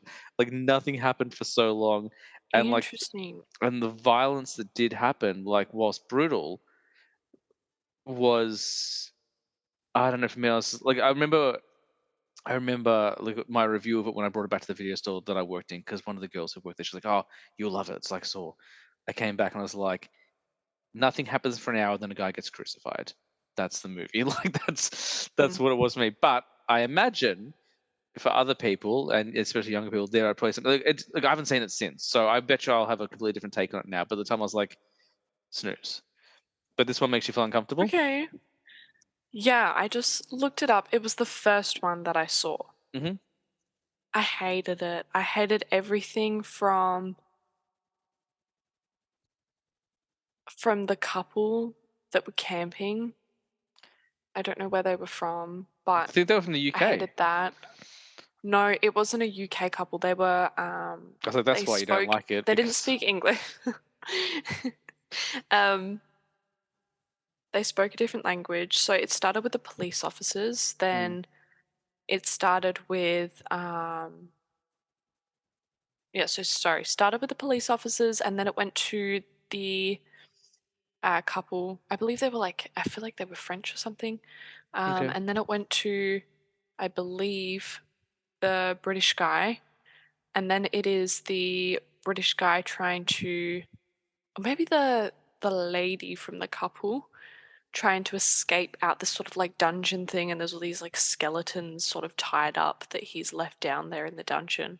And then I just remember it was yes, the questionnaire. It was the questionnaire. I know exactly what you're talking about now. No, Where because that's in number two. The who? Oh, maybe he oh, might do. okay. He might do it in number one as well. It's been so long. I've only seen number one once, so and it was like over Mm. 15 years ago. So maybe I'd forgotten about it. So. Basically, he's got his hand out and Hmm. he's got like like an angle grinder. Yep. And he's going, he's asking him questions about Australia because this is a very Aussie bloke, and everyone that he sort of encounters, apart from the police officers, are not from Australia. Mm. So, yeah, I guess he just doesn't like people that aren't from Australia. um, so he wouldn't like me, but yeah, it made me really uncomfortable. I Mm. think a lot of horror movies, all the gory sort of scenes or anything like that, the scary scenes, they're all relatively quick, whereas this whole sort of scene went on for Yeah. like 25 minutes. It was just too lengthy and Mm. it felt too real. I feel like when something happens that's very close to you, if that makes sense, in terms of location, or it's based off of something that happened in your location, it's very scary. For example, I watched a documentary a couple months ago about the Claremont killer, and Claremont is half an hour away from me. And the guy Mm. that actually got accused of the killings but was never convicted, he's still alive. He lives half an hour away from my house. Mm. Like, the whole sort of situation, especially with Wolf Creek, like, again, going off on a tangent, but my mum, she backpacked around Australia when the Claremont killer was here. we're from London, like, this was foreign to my mum, and it just felt very uncomfortable, like, scary. It felt like a Mm. real horror is when it's close to you. That's what I'm trying to say. I remember when it came out on DVD. As I said, I was working in the video store at the time, Mm, and they just rebranded. This is such a weird piece of trivia that most people won't care about, but it's fascinating to me. They just rebranded the classification. So if you buy a DVD or a Blu-ray now, G is green and PG is yellow and M is blue. In the old days, they weren't color coded. They didn't have like that nice sticker. They were just like drawn, like they were mhm, really like. And so Wolf Creek was one of the first ones that had it, and they had new definitions because it used to just be like low level violence, medium violence, high violence, low level language, medium, that sort of thing. And this one had realistic depictions of violence. That was the way it was described. I'd never seen that on a DVD or VHS before. I was like, what does that mean? And then I saw it, I'm like, oh, that's what it means. Like it is that there's one thing I can say about that film is it is very realistic. Like mhm. they do kind of extend it. I sent you Hostel and Hostel 2 in that box of DVDs. If you struggle with Wolf Creek, you might struggle with Hostel. Um, Yeah, that's what I'm scared of. I didn't recommend it to you. Another friend recommended it to you, and then you asked me about it. I'm like, oh, you can have it. I've got multiple copies of it. I've got like 3 copies of Hostel. Like not because I'm obsessed with that movie. Just I just have 3 copies of it. Well, now I have 2 because you've got one of them. Yeah, yeah. I just wanted to show you something. I know what you're talking about, you know? For example, Yeah, that's the old one. That's the new yeah. one. Yep. Yeah. I remember when it happened, and like no one cared except for me. I was like, "Can you?" And I hated it. I was like, "Why are they messing with the classics?" Like, You really were a teenage film snob. oh You my really god, were. like unbearable. Like you would have hated me if you met me at that age. I think Everyone would. we I think we would have got along just fine. I think We we get would have we, had we get along fine now, so that's all that matters. I think that No, we wouldn't have, instead Samantha, because I would have been 17 and you would have been 3. So we,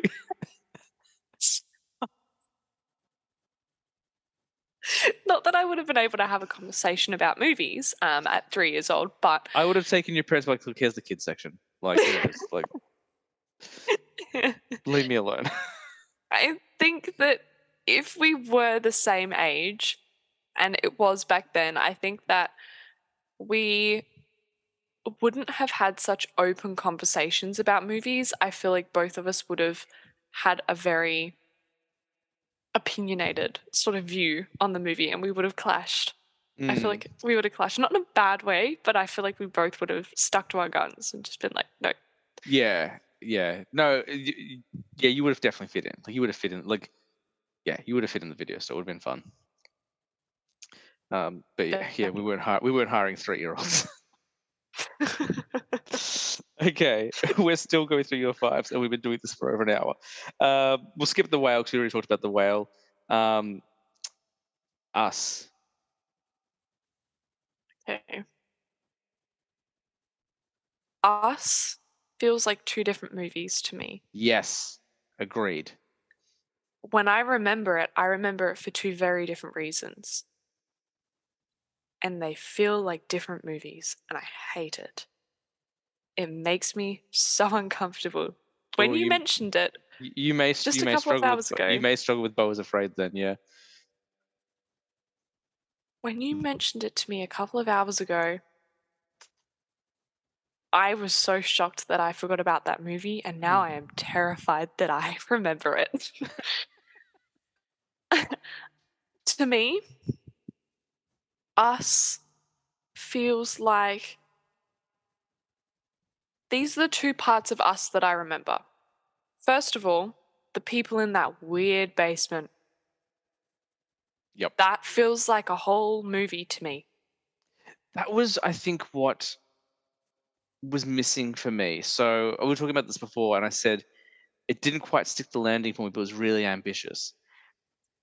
There's obviously an art to storytelling, and sometimes not what you don't tell adds to the mystery. I felt like I needed Mm, so much more information in that film. I just needed so much. I want to know so much more about the underground and or the upside down, whatever they were calling it. I wanted to learn. okay. So I needed more because I'm like, it's cool, but I don't really know what. Yeah, I mean, again, like I haven't watched it since it came out. I've got to rewatch it. I've got it Mm, on Blu-ray. I just haven't got back to it. So yeah. that felt like one movie to me. Mm, The second part was the part that felt like Get Out, where the family have the masks on and they walk mm. up to the house. That's the best part of that movie for me. That whole home invasion, like them trying to get into the house. Really? Oh, you don't like that part? I liked it. I honestly found it a bit not boring, but I didn't find it as exciting as I felt it was supposed to be. The biggest surprise for me was when the two mums switched. I was like, "What is Yes. this?" Yes. Yes. Sorry, I forgot about that. That's great. I That is got really good. goosebumps. Yeah. No, it's not. Yeah. Sorry. Like, I don't know why I'm apologizing. Um, it's not that like that whole home invasion part was revolutionary, but that's Mm, what the trailer sold me. So that's what I was looking forward to. Like, I mm, want this like because it's really creepy and like unnerving, and I wanted more of that. And the film is something else, and it's not bad that it's something else. Like I love it when a film kind of turns your expectations on their head. But I was just playing catch up the whole time because I didn't really know what was going on. I was trying to make sense of it. Because again, it is so big and ambitious, and trying to do so many more things than Get Out did. And I think that's we think we talked about this last time we were on. Jordan Peele's curse is he made Get Out first, so mm. like everything is always going to be compared to Get Out. Yeah. Uh, Yeah, just like we said before, I know that you said it. Get Out is one of the best movies I've ever seen. mm-hmm. It's so good. But Us, I feel like when people mention it, there's so many movies at the moment or TV shows that are one word. Like, there's Get Out, and then there was Nope, and then Hmm. there's Us, and then the TV show From. I don't know whether you've seen that, but they No. all just they feel like it feels like they all sort of sit in one. Mm, They're all sort of one thing to me now, but mm, yeah, when I remembered Us, I was so shocked. I was incredibly shocked that I forgot that movie. Like, mm, just I feel like I have to watch it again, but I'm almost terrified because it's eerie. It's not scary, it's eerie, Yeah, it's you very know? like it's very unsettling. It just kind of like sits. Yeah. Yeah, Yeah, yeah. Um, definitely, definitely. we'll watch it together. We'll like we'll crack open a FaceTime and we'll Yeah. watch Us together. Yeah. Because I haven't watched it in a while either. We might skip between two phones as well. And do you want to talk about Shrek quickly, or do you want to move on? Because I just realized that you've still got 4 movies to talk about, and I've got 5 movies to talk about, and I know what time it is over there for you. I know that we have work tomorrow. Yeah. Oh my goodness, it is very late for you as well. I'm so sorry. Oh, that's okay. I don't care. Like, I work from home. It's all good. Um, I knew. I know you're a talker, so I knew it was going to go on long. Like, so I don't care, but I'm just more mindful of you.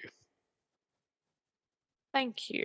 I don't want to talk about Shrek. Shrek, ugh, I can't. There's nothing to talk about. I just found it boring. Cool. Like, that's Okay. about it. No worries. All right. Now that we've done your 1, 2, 3, 4, 5, all of your number fives, my my number five is a film called Audition. It's Okay. directed by Takashi Miike. It's a Japanese film from 1999, I want to say. Um, and basically, it's the story of a man who loses his wife. She passes away, and he's kind of in a depression. He's a single dad now, and he doesn't really know how to move forward. But he works in the film industry, so his friend is like, "Hey, why don't we pretend that we're holding auditions for a film, but we can audition a wife for you?" That's the premise of the film. Um, Oh. so so he does that, and he like meets a bunch of women. He's trying to find the right woman for him, and he finally finds a woman that he likes, and he marries her, and she is like a serial killer basically. Like she like she like hunts and tortures and kills people, and he doesn't realize this, and then she starts doing things to him. um I won't go too in depth into the detail of what she does because it needs to be seen. Like, I don't want to spoil it. um even Mm, though we said we would spoil things, but I think it's a film that you would appreciate. Like, most of the films on my list are films that you probably haven't okay. seen, but I'm like, Samantha would dig. um Okay. there is a pretty full on scene which I think involves um, how do I say this nicely? Throwing up, which Okay. is pretty full on. I always forget about it, and then when I watch the film, because I've seen this film like half a dozen times, every time I'm like, oh yeah, oh the throw up scene, I forgot about that. But it's more the last scene that's probably the most famous scene. It's a bit of a slow burn, like it Okay. takes a little while to get going, because Mm. it does start off kind of as a drama. Like it starts off as like this guy mourning his wife and trying to put his life back together, and then when he meets this Mm. girl, it's a love like it is a love story. Like he is falling in love with her, and she appears to be falling in love with him. And then like it takes a dark twist.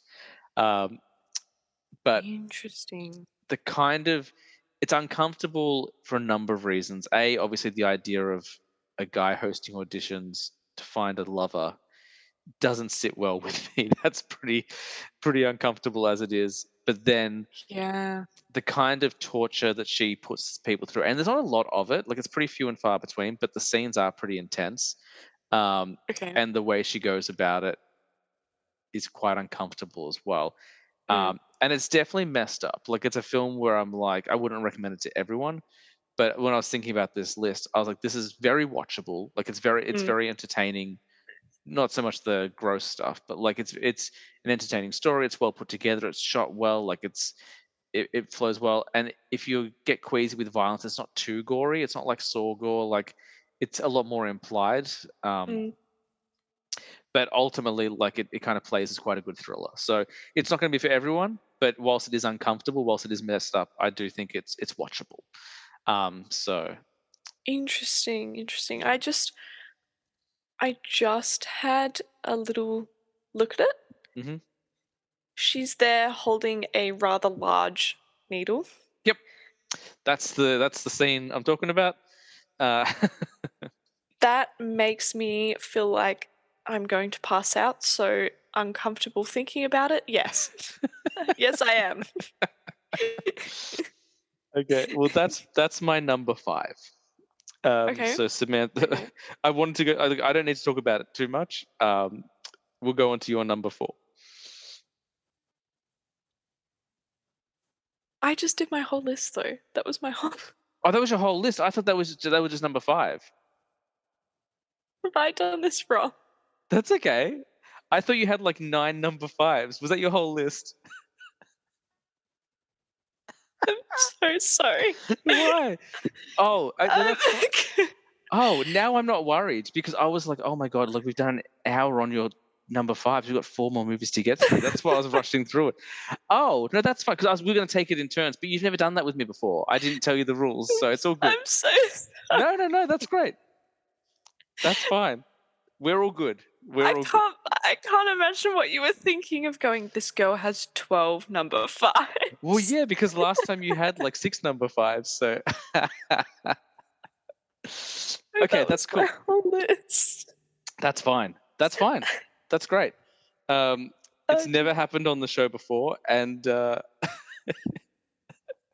embarrassed. no, don't be embarrassed. Okay, well that's okay. That means we can take a little bit more time, not too much more time, because Okay, I okay. know that I know that you go to bed early. But we'll go through my list. Okay. Um, well, number four on my list is a movie I talked about last week. It's a movie I've sent you. It's called Old Boy. Mhm. So there's a Japanese one, sorry, a Korean one, and there's an American remake. The American remake is widely panned, but I actually think it's pretty watchable. Mm. Um, but the Korean one is better. But the Korean one's also more extreme. So basically, the whole plot of the story, I think I told you a bit about this the last time you were on the show, is a man is out partying at the start. So the start of the movie, he's out partying, he's out drinking. It's his daughter's birthday. He buys her a present and he goes to give it to her. I think he's divorced or in a very fractured relationship with his wife. I don't know the exact details. But he goes to the mother of his child's house to give the present. He knocks on the door, a car goes past, and then suddenly the present's on the ground. He's disappeared before the mum can answer the door. He gets abducted. And then what follows is kind of a montage of him being locked away in what looks like a hotel room for about 15 years. And you see like him kind of getting older and getting like he grows like his hair growing out and his beard and his nails growing and like scenes very similar to the opening of The Whale, to be honest. And him just, but he, Wow, what a great movie. the audience doesn't get to see what we're doing.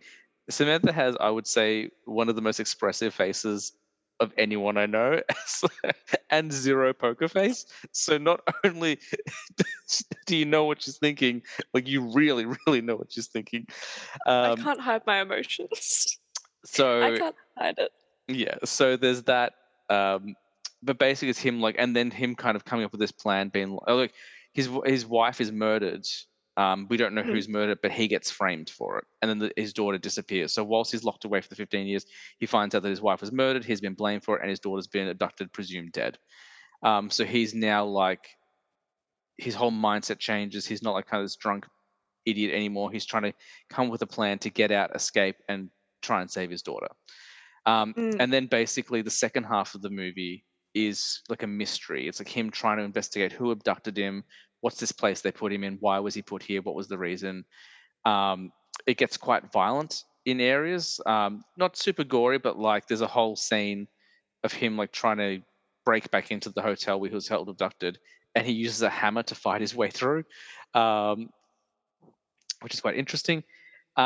He falls in love with a woman. Like he meets mm. this young woman who wants to help him, and they kind of fall in love. And then like people close to him start getting killed as well. Um, and without giving too much away, he finds out that the person who is responsible for all of this kind of punishment of him is someone he knew very well at school, or quite well at school.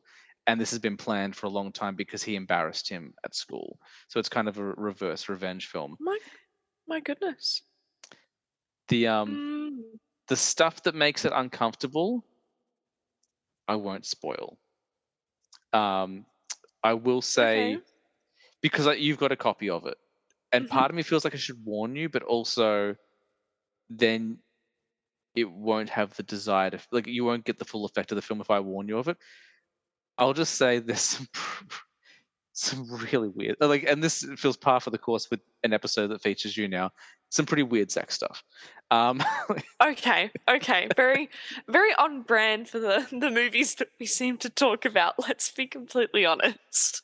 but it is really well made. It's really entertaining, but like, yeah, it's and I would say once because there are a couple of big reveals. There's a reveal about the main character who's been abducted. There's a reveal about the guy who's responsible for the abduction. You Mm, think that's as messed up as it can get. The last scene when I saw it, and this was not in the American remake, it's only in the Korean version. mm.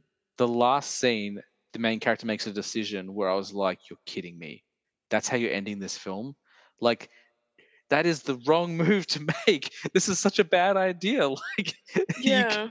you can't be a likable character if you make this decision."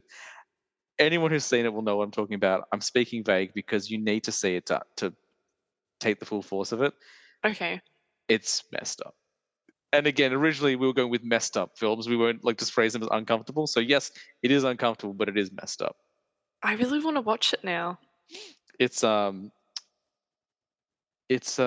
watch it with like family. I would even say don't watch it with friends. Like it's really one like um okay. Number 3 is my last, I would say, watchable film, and then Mm, we're heading into unwatchable territory. The unwatchable ones I'll spoil more because I wouldn't expect you to watch them or anyone else to watch them. okay. So number 3 is actually 2 movies, and they've come into popularity over the last 6 months because the sequel was such a hit. And these are films called Terrifier and Terrifier 2. Okay. Um, so they're just kind of basic 80s slashers. I mean, they were made in the last couple of years, but they're kind of an homage to 80s horror films like Freddy and Jason stuff.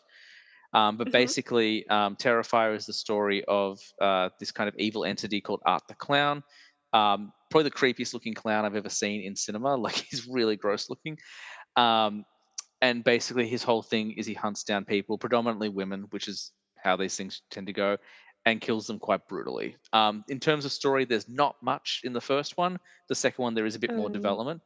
But what did you just look at the clown?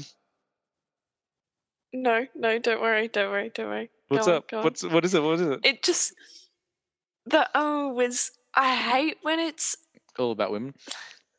Yeah, why kill off the women? Why like, Oh, dude, look, why torture the women? Like, dudes do get why? killed as well, but like, Okay. yeah, no. Well, when I tell you the two reasons why it's so uncomfortable and so messed up, Mm, you'll be like, of course, it was women that happened to. What these films are mm, notorious for is their um, uh, special effects. So not CGI, but they're practical effects. So this guy's like the guy who directed them is a real like kind of hair and makeup guy. He really gets into prosthetic and latex, which makes them more okay. watchable, makes them more Mm, enjoyable. In terms, well, not enjoyable is not the right word, but like more visually interesting. Um, but again, it makes it a bit more cartoony and gross. These films are notorious because each film has a really big kind of messed up kill aside from the kind of standard ones. The first movie does a practical effect that no one had ever seen before, where he cuts a woman in half, my God. but not the way we're used to seeing. So I don't mean across the middle, I mean down the middle. I And I thought you meant podcast over. something completely different. What did you think I meant? Because you might be right. No, no. Yeah, it cuts her down the middle. Yeah, but not from here. Yeah, I think we're talking about the same thing then. Yep, That yep, yep. can I just be the first to say what the fuck? Yeah, yeah. Look, originally that was the theme of the show, so I chose ones that would elicit that response. You really Um, went all out for this. these are the tame ones. There are films I would not put on the list. Um, these are the My tame. God. The second film tries to up the ante. I think that one is still one of the most shocking things I've seen on film. Mm, Um, the second film has, but I put them both on par because the violence is so brutal. But it looks like rubber and plastic, so whilst it's gross and visually mm. confronting, you can tell it's fake. The second film has one where he basically scalps and skins a person. Like it's really, yep, No, yeah, no, yep, no, yep, no. yeah. So that's where we'll leave Terrifier because I can feel Samantha changing her opinion of our friendship as we speak. I hate that sort of stuff. Ugh. Well, now I'm really worried to talk about the last two because there's some pretty. God, We said messed up. I will say this: we did. I chose no movies. I don't think any of them have like any sexual violence. Like, if we want to go really messed up, really WTF, really kind of horrible films, none of the ones I've talked about would make the list. Like, there's so many horrible things out there, and there's stuff that I Mm, refuse to watch, stuff that I would never ever watch. But mm-hmm. those first ones I've mentioned are watchable. Even Terrifier, even though it is brutal, and that kill I mentioned, and I didn't describe on the show. I just kind of did a gesture for you. It's still relatively watchable because the kills are quite fake. Okay, all right. The next two I wouldn't recommend really to anyone. Number two is a film called Antichrist. What? It's called Antichrist, directed by Lars von Trier, um, Okay. who I told you this episode was going to get dark and sad, so we had to be careful. Um, I it's want to based. know what this is. It's about a couple whose child dies at the start of the film because they're distracted, and they kind of start falling out of love, and they start like resenting each other. So they decide to go on a trip to kind of rekindle their relationship and try and kind of reunite as a team. Um, I can't tell you what the movie is about because even though I've watched it and like I've studied it and read up about it, like it's a very artsy film. Like Lars von Trier doesn't always put a lot of subtext in there. He just kind of puts out imagery unless you interpret it as it is. But it's a very how do I describe it? Hey, I can describe it with a photo. Yeah, What it's is mid. that? Yeah. um, there's like weird things in there. There's kind of like I don't know if he's on drugs, but it was a very kind of LSD reminiscent trip scene, like very kind of reminds me of Midsommar, where he talks to like the corpse of an animal, which is really weird. but like ultimately, the wife, kind of loses her mind and starts taking it out on the Mm. husband, and like uh, hurts him in different ways, particularly in the nether regions, and Oh dear. and then the final like big. I'm not even gonna say it now. I was gonna say it, but now I can. Basically, she hurts herself in a way that's very unpleasant, and you see everything. Like it's prosthetic, but you see everything. And but now I don't even want to say it because I'm worried you're gonna judge me for seeing this movie. So, Go on. Say it. no, I feel really uncomfortable saying it. Like, I mean, I guess that's the point of the film. Um, she she cuts a part of herself off, and let's just leave it at that. If you want to know more, I'll say it off the recording. But the look on your face.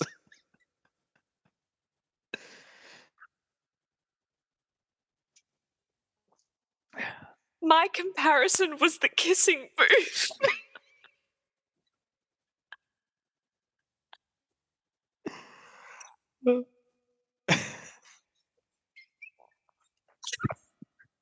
I'm so sorry. No, I You said, I'm I mean, you said messed up, and you said human centipede. So I was like, okay.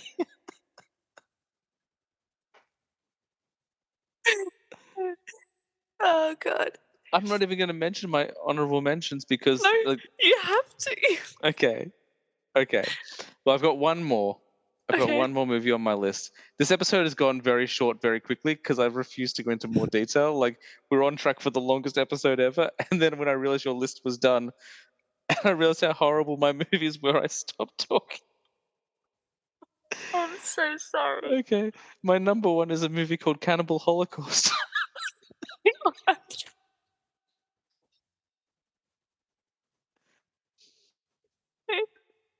Okay, I can talk about Cannibal Holocaust. Like, it is really messed up, and no one needs to see it. Look, I think I own every single movie on this list as well. But remember, I went through a very edgy time in my 20s. Um, Samantha, just wait. What are you looking at? Because if it's out of context, is it the I made the spike? I made the mistake of looking on images. No, don't do that. Go on IMDb where it's going to be safe. Is it the spike? Wait, I That's not one you want to do on a outside of a like outside of a private browser either.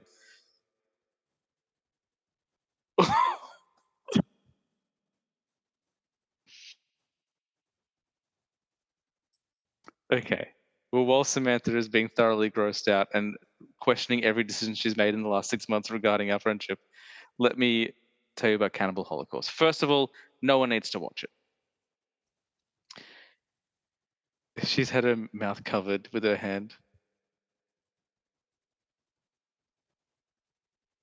Oh, yeah.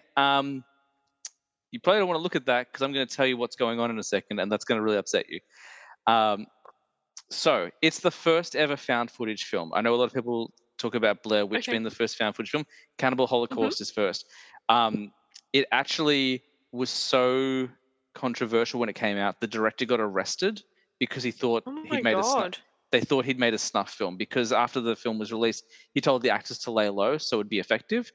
It was really effective. The police were like, "You filmed these murders and you're going to jail." So then the actors had to come out and be like, "No, no, it's a film. Like we were just trying to market the film. No, no, we're alive. It's okay." Mm. But basically, it's a story of like I think it's a couple of journalists. They go into the Amazon jungle. They discover this Amazonian tribe that's never been exposed to the world before. They live the way tribes have lived for hundreds of years. Um, and basically, they kind of want to learn about the tribe and get to know them, so they can document and take it back and like show their research. But then the tribe kind of starts like kind of demonstrating some of their more barbaric practices. Mm. Pardon me.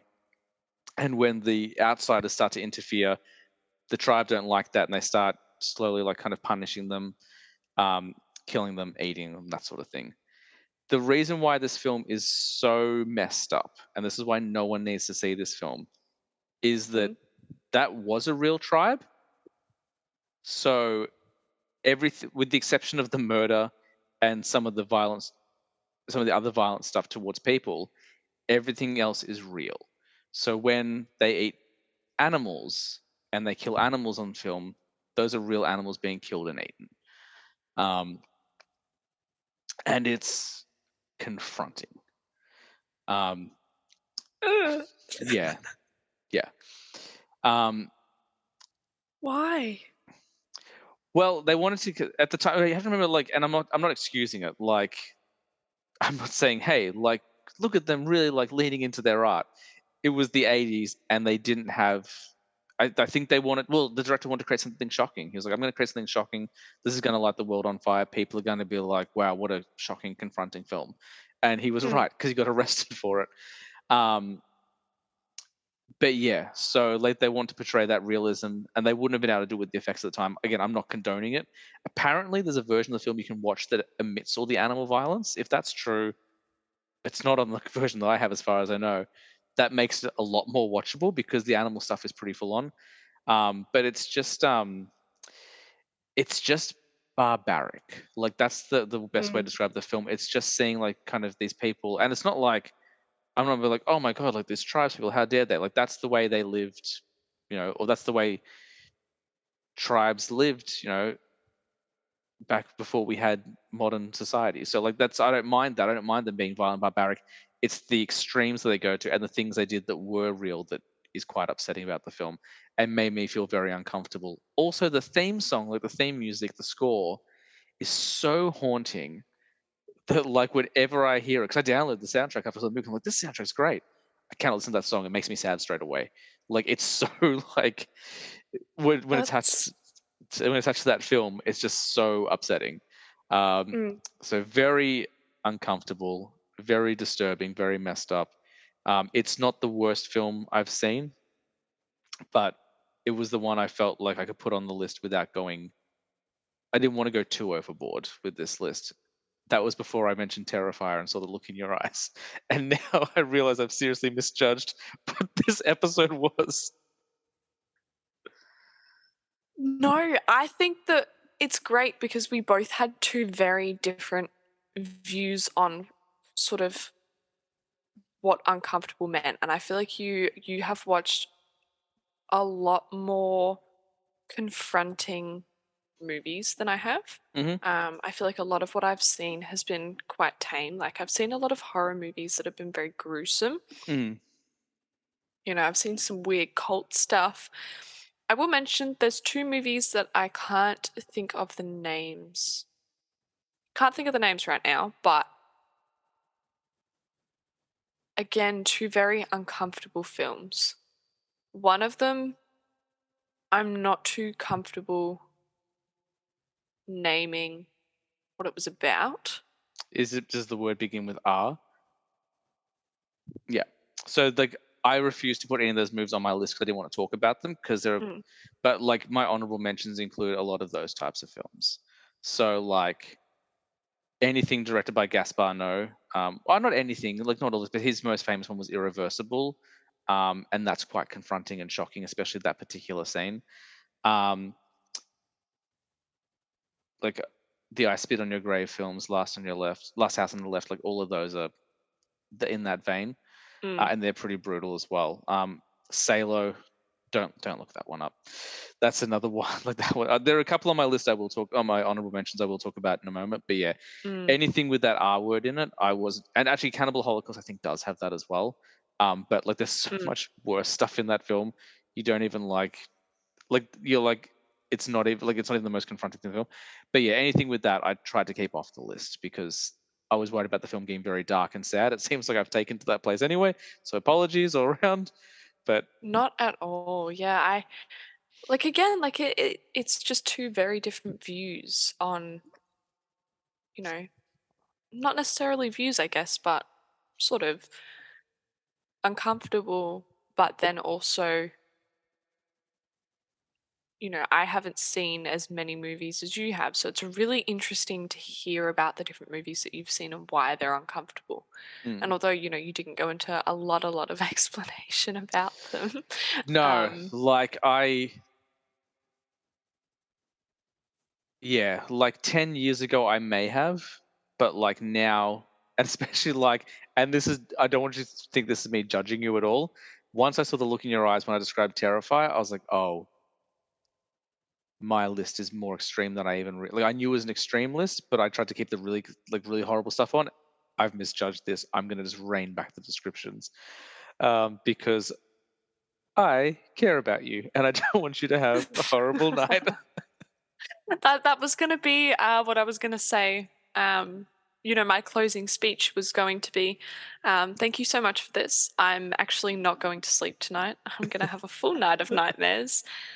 I like to look up a movie when you mention it to me because, like I've said, multiple times, I haven't seen them all. They're not familiar movies to me, so I wanna know sort of what they're about. So I do look them up, but just looking those ones up, I mistakenly just went onto images. Mm, yeah. Worst decision ever. But thank you for keeping it tame so that I didn't get scared shitless, pretty much. But What was the other movie that was going to be on your honorable mentions? You said so. There's one that you didn't want to talk about because of that particular word, which is fine. I can't remember the name of it, and that's the only way I can describe it. I never watched the full thing. I think I watched like the first hour of it, and when the specific scene happened, I was like, no, no. Do you Um, remember what the? So I. You know what? It doesn't matter. I was gonna like try and get more information. I'm like, why am I making you relive that? Like, no, that's fine. yeah. Um, I'm trying to think. Yeah, I have no idea. There's Wrong Turn. That movie made me really uncomfortable. That's whole series. Like, I don't know how many of those films Yeah. you've seen, but like, it seems like the more the franchise goes on, the more obsessed with inbreeding they get. With the exception of the remake. The remake is wonderful. The remake Mm, is really enjoyable. It's dark, but it doesn't do that. It goes in a very different direction. The remake is not about like mountain men who are inbreeding and stuff like that. It's about like a hidden society, like people who kind of live in the forest and they live these very old ways. So they do get violent and brutal, but it's not that. They're not mm, like hideously deformed. They're kind of like it actually. I'm going to mention the film again, and it's not exactly the same thing, but it almost feels reminiscent of like Midsommar. It's kind of like a private community locked yeah. away who kind of lives in a. So it's really a lot more enjoyable. Like there's still some Mhm. scary and violent moments in it, but the Wrong Turn remake is wonderful. Like I can't recommend that enough. Yeah. I I don't know. I don't know. Yeah. I'm pretty sure I no, I wouldn't have seen it in the movies. It Maybe only I came out a did. They couple of were years ago, so Yeah. They were playing a lot during COVID. A lot of things that have recently come out, but they were sort of screening them for longer, if that makes sense. mm-hmm. Um, and that's when I saw it and I thought, what is this? Why? Um, no, no, I don't like stuff like that. That just it took a turn for the worse, like kids getting lost in a like an open forest area is one thing, but it went from someone getting killed to them getting abducted and her pretty much becoming like a sex slave, like Yeah, very quick. I think that's the original franchise, which I'm not on board with. Like I've watched them because like I watched the first one. I wasn't like overly impressed, but I was like, well, there's six of them, so like Mm, at some point there's gonna be like if there's six of them, there's gonna be something about one, at least one of them that works, and it just yeah, it wasn't really my mm, thing. But the remake I did like. The remake, if I remember correctly, wasn't really that. It was a little bit different, but I could be wrong. It's been a while since I saw it, but I remember finding the remake a lot more enjoyable because it didn't rely on that side of things too much. Um, yeah. I would say for Mission Uncomfortable, that's mission accomplished. Like I think we're Oh, thoroughly definitely. uncomfortable after that episode. I will Yeah. mention one movie on my honorable mentions. I won't Mhm. mention the rest. It's a movie called Kill List. Um, it's a Okay. British. a British horror film, and you can look this one up. This one, it doesn't like that one doesn't have any gross stuff in it. Mm. It's about like two guys. I guess they're like fixers, like for the mob, and they go around trying to like I can't remember whether they're trying to get money or something, but they're going around like hurting people for the mob or whatever. Mm. And it feels really straightforward and like just you know what's going on for the first like 80% of the film, and then it takes a twist and goes into a really like unexpected place. Um, and the ending is messed up and confronting and upsetting, but not in any of the ways that I've talked about previously. Like I think you'd be okay with it. Like it's not any of the stuff we've talked about in these last few movies.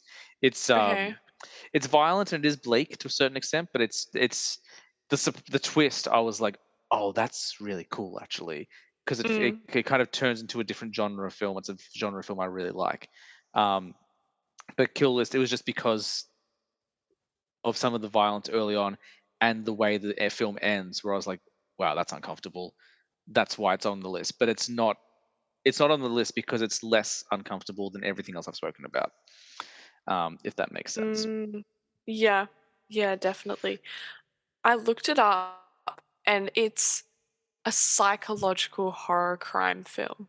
Yeah, that's pretty spot on. That all that sort of psychological stuff, it's my goodness. This is what I hate is I do my like uncomfortable list and then I've done it and now I'm like, no, no, I actually take absolutely everything back. Like there is so many other movies that I can now think of that I could name, but all that sort of psychological horror stuff, like that's terrifying to me. Anything Mm, that's,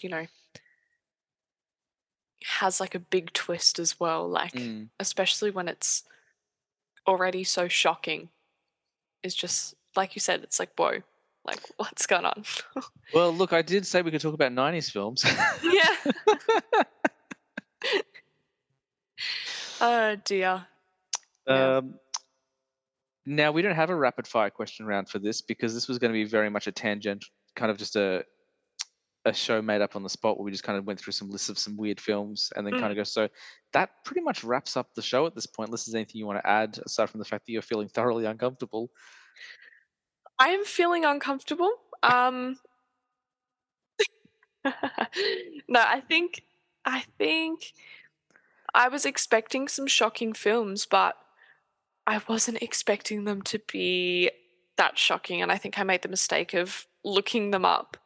Um, I'm so sorry. I saw some things I did not want to see, let's just put it that way. And Um, I kept as I said, I kept like the last two in particular are pretty confronting, but they're still like mm, there's stuff I flat out refuse to watch. Like there's stuff, and I won't name them because I know you now that you'll just start googling them just because like I need to learn. Or like there's stuff where I'm like, and these are things I watched in my 20s. Like I haven't watched oh, Antichrist in over, wow. I haven't watched Cannibal Holocaust in over 10 years. Like foolishly I bought them to watch them, so they're in my collection. Mm, But I'm just like I can't. It's not in me to throw out a movie. I can't do it. So they're there, but I just don't think I'll ever watch them again. Um, yeah. Terrifier, whilst very violent, is Mm, I don't know if I would say it's fun. There are some aspects that are fun, like there is humor and stuff in them, but it's very much like a Jason film or a Freddy film, just a lot more violent. But yeah. like you can definitely watch some of the stuff. The upside down cutting is a tough one, I'll be honest. Um, Okay. why did I finish the episode on that quote? I apologize. You're like I just forgotten about it. Um, It's do you okay. have Like I said before, nightmares. do It's what you I'm have going away with. do you have any final thoughts? Do you have any speeches you want to make? You made a speech last time you're on the show. Okay, well, I can make another speech. I'll make another speech. Let me see. I hate Thank you. I you. never want to come back. Thank you again for having me on the podcast. Now, not so much thank you for the nightmares that I'm gonna have tonight. Definitely gonna go clear my search history because that is scary, very scary. But I thoroughly enjoyed, like we always talk about, our different views on movies. Movies wouldn't be worth watching if you didn't have someone to talk to about them. And that's what I love about talking about movies with you. I don't know whether that made sense. I feel like my brain is failing me That because might be my fault because it is my bedtime. I've poisoned your mind with all these horrible images. Um, you are my favorite person to talk to about movies with, so it's been an absolute pleasure having you back on.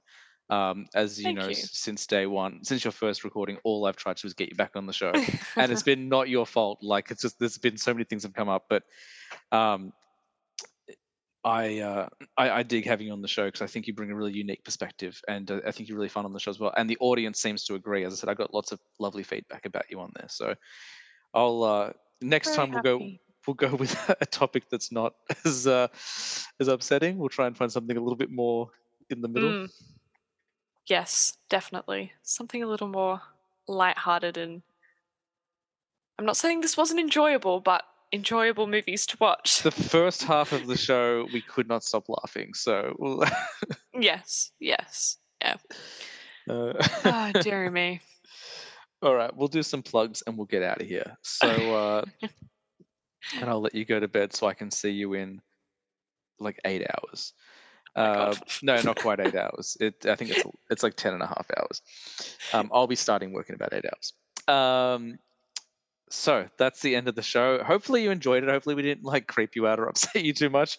It was definitely a more controversial show than usual, but it was an absolute blast having Samantha back on. She'll be back again. There are going to be a lot more announcements coming in the next couple of months. Samantha and I are actively trying to develop content. We're going to come up with some cool shows. Her ideas are fantastic. We're going to look at maybe doing some TV stuff. Um, the Office has come up numerous times, so we might do some Office Yes. related stuff. Um, whether we go into the other, all I'll say is that the other podcast we've considered doing is a health and wellness podcast. I'll keep it nice and vague, which I would love to do actually. Like I can't go into it's not my story to tell, but some of the stuff that we've talked about is fascinating, and I think it's something that's not talked about enough. So maybe we'll Mhm. go into that. I'm not sure. Remember, where neither Samantha or I are the star in that show. Um, I just had to get like a good laugh in there so you felt better. Um,